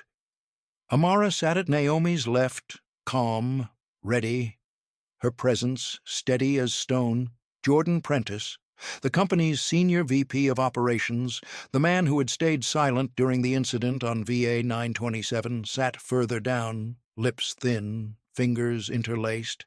He hadn't said a word to Naomi since the fallout. He didn't need to. His silence had already spoken volumes. Naomi tapped the mic in front of her. "Good morning," she began, her voice firm but composed. "Before we proceed to budget revisions and route expansions, there's one item I need to present. It's not on the agenda, but it concerns the soul of this company." Chairs shifted, a few raised eyebrows, but no interruptions. Naomi placed a single folder on the table. Inside it were only 3 pages of proposal, a statement of intent, and a resignation letter. She didn't open it yet. "I've had time to reflect," she continued, "not just on what happened on that flight, but on the patterns we've tolerated for far too long. Prejudice, passivity, policies that protect silence instead of truth, and leadership that avoids discomfort to preserve profit." A rustle of discomfort moved through the room. One board member, an older man named Thomas Weller, cleared his throat. "Ms. Ellington, with respect, we already conducted an internal review. The employee responsible was terminated. The press has moved on. Are we now revisiting an isolated incident?" Naomi looked directly at him. "It was never isolated." She stood, her palms resting lightly on the table. "In the weeks since that flight, I've received over 200 letters from passengers, crew members, parents, children, some praising what I did, others questioning it, but nearly all of them had one thing in common. They told a story of being unseen, dismissed, made small." She paused, in airports, on planes. In this very company, silence fell again. Then she opened the folder and handed out copies. "This," she said, "is the Varelli Accountability Protocol. It restructures how we train our staff, how we respond to bias. It removes gag orders in misconduct settlements. It creates community review panels for major HR violations. And it grants protected time off for employees experiencing trauma due to discrimination." She allowed a moment for them to skim. Then she flipped to the last page of her own copy. "And this," she added, "is my resignation. Effective immediately, if the board votes against adopting this protocol." The words hit the room like a dropped glass. No one moved. Amara didn't flinch. Jordan Prentice leaned back slowly, expression unreadable. Thomas Weller's eyes narrowed. "You're forcing us into a corner." "No," Naomi said. "I'm asking you to choose who we are." There it was, the line she had been rehearsing in her mind for days. Not a threat, a threshold. The youngest member of the board, a woman named Sophia Bennett, looked up first. "And what happens if we vote yes?" Naomi met her eyes. "Then I stay. We rebuild. And we lead the industry not with slogans, but with substance. A hush, then movement, hands reaching for pens, minds recalibrating, whispers along the table. The vote took 11 minutes. 14 yes, 7 no. Protocol passed. Naomi remained seated, hands folded, heart steady, but her eyes glistened. Not with victory, with relief. Sophia smiled across the table. "What now?" Naomi exhaled. "We implement, from the top down. Everyone in leadership, including myself, starts with bias immersion training. We work with grassroots advocates to redesign our passenger experience, and we publish all misconduct metrics quarterly." Jordan finally spoke. "And the costs," Naomi looked at him calmly. "The cost of doing nothing is higher." He said nothing more. Meeting adjourned. As the boardroom emptied, Amara leaned over. "You had them by the throat. You know," Naomi half smiled. "I had them by their conscience. That's harder." As they stepped into the elevator, Naomi pulled out her phone. She opened the last message Micah had sent through his mother, just a short voice note. "Hi, Miss Naomi. I saw you on TV. I told my teacher you're my favorite grown-up. 'Cause you're quiet strong, not loud strong. Quiet strong wins." She closed her eyes and let the words sink in. Quiet strong wins. The elevator doors closed, and for the first time in months, Naomi felt light, not because the battle was over, but because it had finally, truly begun. It had been exactly 32 days since the incident on Varelli Flight VA 927. Naomi Ellington hadn't stepped foot in an airport since. But this morning, she stood once again beneath the familiar overhead sign that read Gate 16B, Crestmore Terminal, watching the light flicker slightly, like it was struggling to stay on. The irony didn't escape her. Some lights flicker, some burn, and some, once ignored, illuminate everything. Security had already swept the area twice. Press was roped off behind velvet barriers. Cameras were ready. Microphones stood like spears in the air, waiting for another soundbite, another headline. But Naomi wasn't here for the media. She was here because it was time to reclaim the place where she had once been diminished, and not with anger, but with purpose, behind her. Amara checked her watch and leaned in. "They're stalling," she whispered. "Flight 208 is delayed. Some sort of maintenance issue." Naomi nodded. "Or someone just doesn't want us doing this press event before Wheels Up," Amara sighed. "Think the board is nervous?" "They voted," Naomi said simply. "Now, they have to live with what that means." The press conference was scheduled to start in 10 minutes. A small stage had been set up by the windows, with Varelli Air's blue and silver logo printed behind the podium.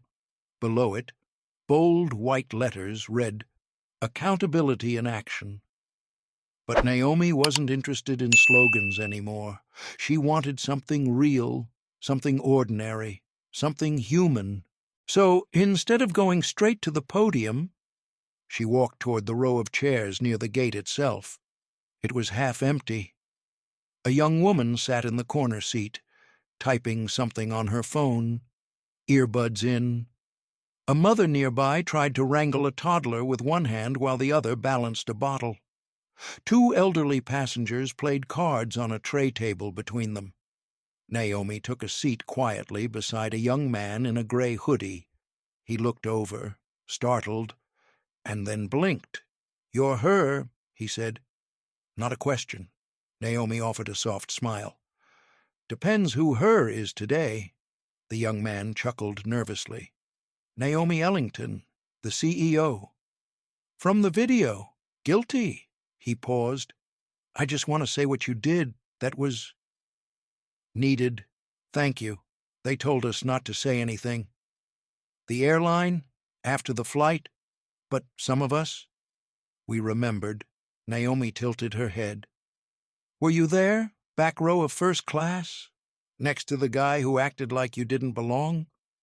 "I heard him. I saw what they did. But I didn't speak." Naomi didn't reply immediately.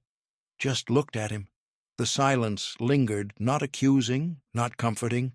"Just there," he finally added, quietly. "I'm sorry." She nodded slowly. "That matters," she said. He swallowed, and Naomi stood. "You still have time," she added gently. "Next time." Don't wait for someone else to go first." She walked toward the podium just as the cameras began to flicker on. Her heels clicked softly on the tile, her breath steady, her pulse even. Then she paused. At the last moment, before facing the crowd, she turned to Amara. "I'm not reading the statement," she said. Amara didn't blink. "Good." Naomi took the mic. "Thank you all for being here today," she began. "You've heard the headlines. You've read the op-eds. You've probably watched the video a dozen times. But what happened on Flight VA 927 wasn't about one seat or one airline. It was about something deeper. And I want to talk about that." She looked out across the small crowd. Not just press. There were flight attendants in uniform. A janitor with a mop leaned against the wall nearby. A baggage handler, still in his reflective vest, stood at the edge of the rope line, eyes locked on her. "We talk a lot about customer experience in this industry," Naomi continued, "but real experience doesn't come from slogans. It comes from how we treat people when no one's filming. It comes from whether we listen when they're not yelling, whether we see them when they're quiet, and whether we fix the system when it fails someone who didn't have the power to shout back." A camera flashed, but she didn't pause for effect. I was dismissed that day, and then recognized only when someone said my title. But what if I hadn't been CEO? What if I had been just a teacher, or a nurse, or a grandmother, or a young boy traveling alone? What then? There was no answer. Only a stillness that stretched between every word. "So today isn't about revenge," she said. "It's about return, returning dignity, returning voice, returning accountability. We've launched the Varelli Protocol not as a PR campaign, but as a commitment, a painful, ongoing, imperfect commitment." She nodded toward the Varelli staffers in the back. "Every employee, from cabin crew to the C-suite, will undergo bias immersion and trauma-informed response training. Not because it looks good on paper, but because people deserve better." Someone in the audience clapped. Then more joined in, but Naomi lifted her hand gently. Not to silence, but to steady. "I know some people will say this is overcorrecting, that I'm making it too personal. But here's the thing, it was always personal. It was personal when I was 10 and told to move to the back of the line. It was personal when I was 20 and asked if the real boss was coming. It was personal on that plane. And it'll be personal until people stop mistaking silence for weakness." The applause came slower this time, not polite, respectful, earned. She stepped down from the podium. Amara was already moving toward her, but then she saw him, a man, standing just outside the press circle, holding a small leather folder. He looked familiar. He stepped forward, gently pressing the folder into her hands. "You don't remember me," he said. "But I remember you." Naomi looked down at the folder, then back at him. "You were 13, he said. "You came to speak at our high school in Newark.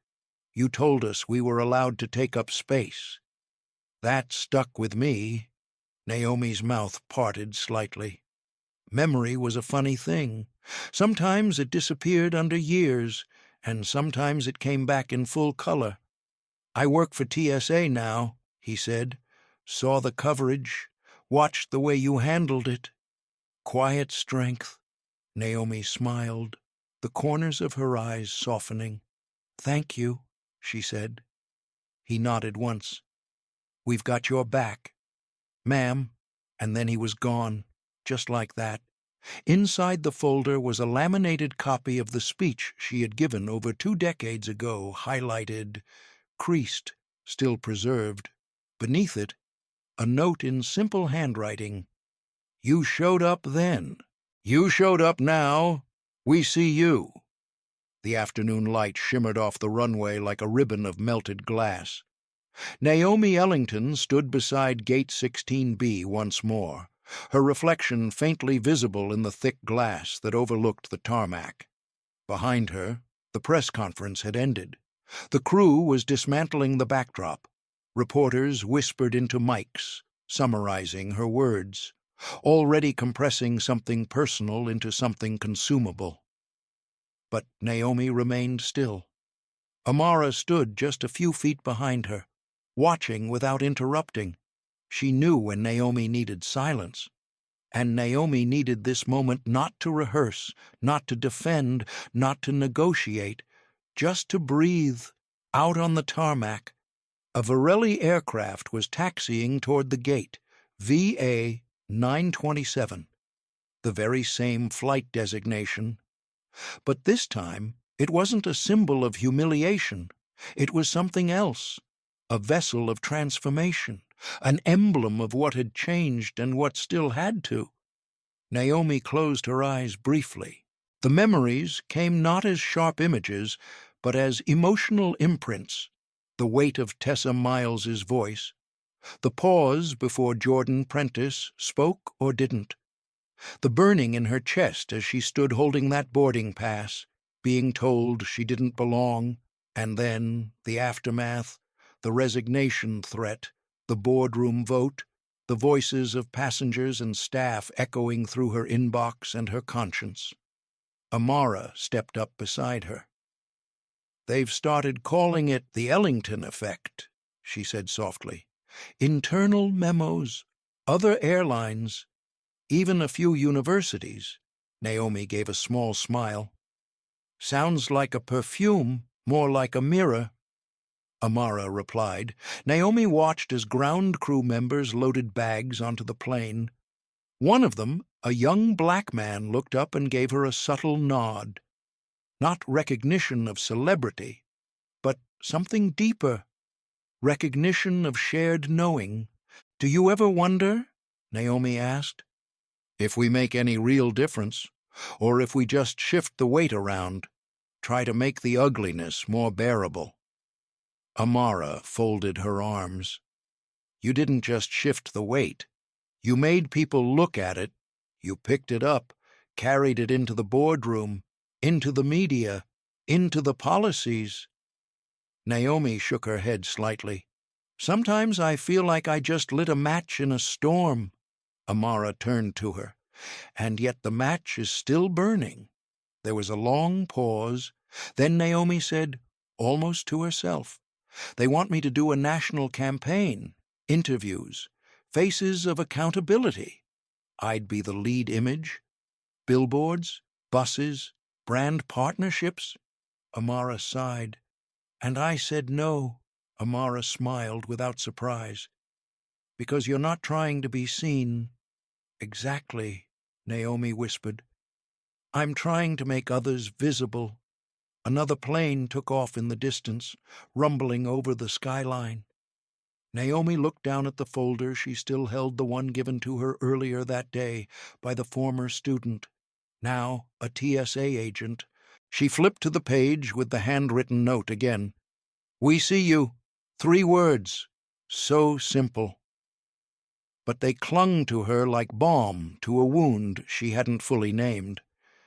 She had been seen in so many ways her entire life, too young, too black, too ambitious, too quiet, too feminine, too serious, too much.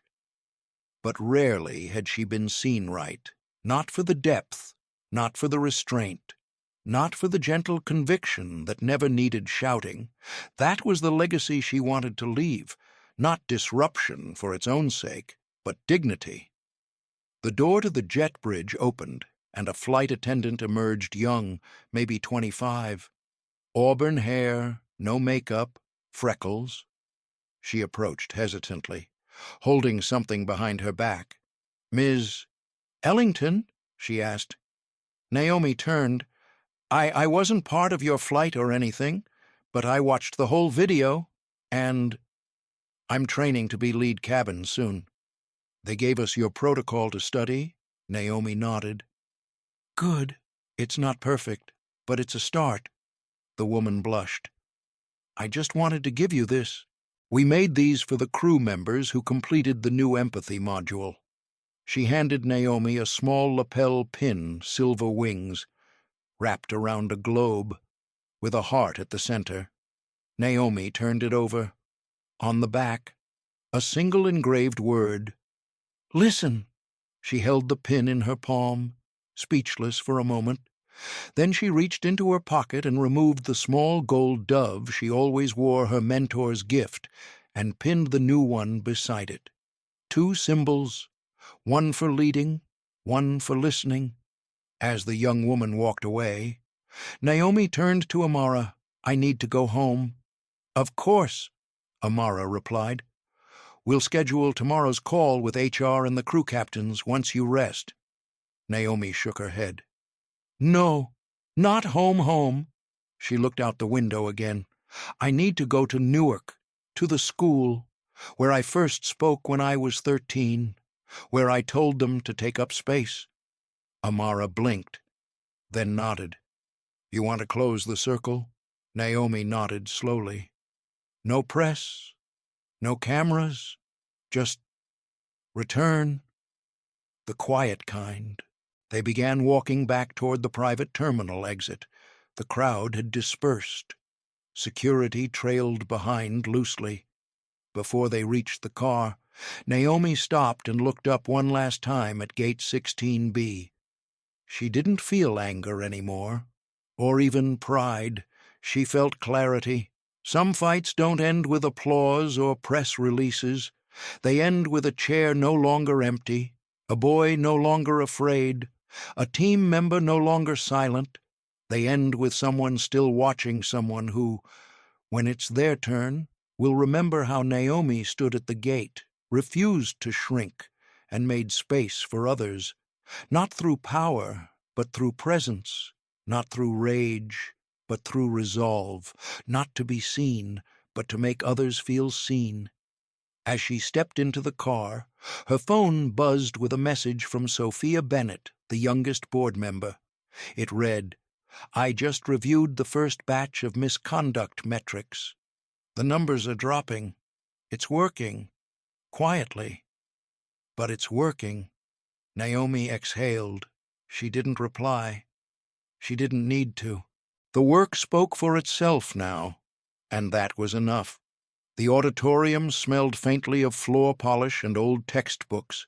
It had been over 25 years since Naomi Ellington last stepped onto this stage at Carter Jefferson Middle School in Newark. Back then, she stood barely 5 feet tall, clutching a folded speech and shaking hands, reading from a paper she had typed on a borrowed desktop computer. Now, the chairs were smaller than she remembered. The walls bore brighter paint, and the lighting had been updated, but the spirit of the place, humble, resilient, stubbornly hopeful, was unchanged.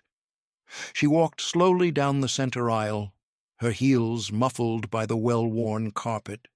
At the edge of the stage, a teacher was organizing chairs. He looked up, startled. "Can I help you?" Naomi smiled gently. "I used to be a student here. My name is Naomi Ellington." The man's expression changed immediately. Oh, yes. We've heard a lot about you. Your name's still on the wall in the front office. Debate champion, class of '99. She chuckled softly. That plaque used to be crooked. It still is, he said, smiling. Principal Martinez is upstairs if you'd like to. Naomi waved him off kindly. No need. I'm not here for press or recognition. Just wanted to sit, just to remember. He nodded respectfully. Leaving her in silence, Naomi stepped up onto the stage and walked to the exact spot she remembered, the faded black mark still there from where the old mic stand had scraped the floor. She sat on the edge of the stage, ankles crossed, hands folded. There was no audience, no cameras, no board of directors, no reporters, just her. She took out the small folder again, the one given to her at the airport by the TSA agent who had once been a student here, too. his handwriting still visible on the inside flap. "We see you." Naomi ran her fingers along the edge of the paper. She thought about how many people had come and gone in that time, how many names, like hers, had passed through these halls unnoticed. She thought of that day on the plane, the seat that was taken, the glance that dismissed her, the silence that was demanded. She thought of her decision to speak not in anger, but in clarity, and she thought of every person who had ever been told, in small or large ways, that they didn't belong. Her phone buzzed. A single message from Amara. Board voted 7-2. The Varelli Protocol is now permanent, not tied to your tenure. It stays, even after you step down.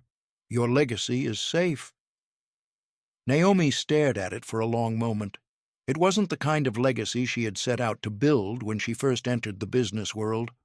There were no billion-dollar buyouts in the headlines, no splashy IPOs, no empire with her name carved into granite walls, but she had built something else, a blueprint for dignity, a system that said, even if no one's watching, treat people like they matter. She stood and walked down from the stage, heading to the back of the auditorium.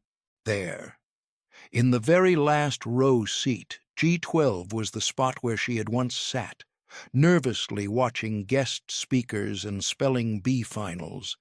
She lowered herself into the chair. It still creaked the same way. She leaned back and looked toward the front of the room, imagining herself at 13, full of questions, fists clenched, unsure of her voice, but certain of her worth. She whispered, to no one and to that younger version of herself, "You were right to stay quiet sometimes, and you were right to speak when it mattered." Outside the school, the sky was beginning to shift.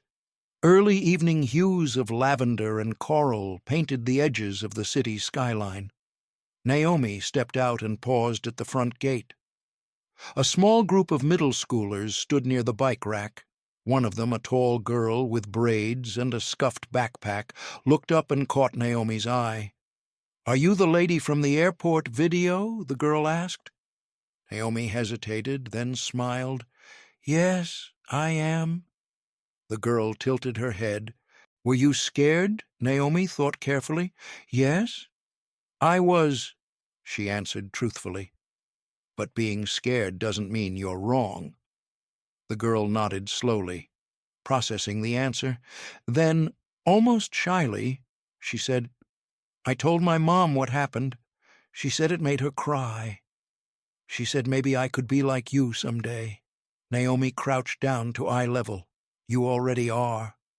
The girl smiled, then turned and ran to catch up with her friends. Naomi straightened, her knees cracking slightly. She smiled at the sound, an echo of years lived fully. Battles fought not with shouting, but with stillness. Back in the car, she didn't open her laptop. She didn't check her email. She didn't draft a statement. She just looked out the window as the city passed. Not everything had changed, but enough had. Her seat had been taken that day, but her space, that could never be erased, not now, not ever, because the quiet seat still matters, and those who sit in it, they carry more than stories. They carry change. They carry the memory of what it feels like to be unseen and the power to make sure no one else feels it again. Sometimes justice doesn't look like a courtroom. It looks like a woman quietly refusing to shrink. Naomi Ellington didn't slam doors. She didn't make threats. She didn't scream for cameras. She simply stood tall, calm, unwavering, and reminded the world what quiet power looks like. She transformed humiliation into reform. She turned a denied seat into a nationwide protocol. She didn't just change one airline. She changed how we think about who belongs in the front row of society. This story wasn't just about Naomi. It was about every person who's ever been asked to move, to wait, to prove they're worthy. It was about reclaiming space with grace, about being seen, truly seen, and about making sure no one ever gets overlooked again. If this story moved you, if it made you feel, reflect, or even cry, don't let it stop here. Like this video. Share it with someone who needs to hear it. And subscribe to our channel so you never miss a story that matters. Because stories like this, they're not just entertainment. They're truth. They're memory. They're change. And change begins with someone who says, I deserve to sit here, and refuses to stand down.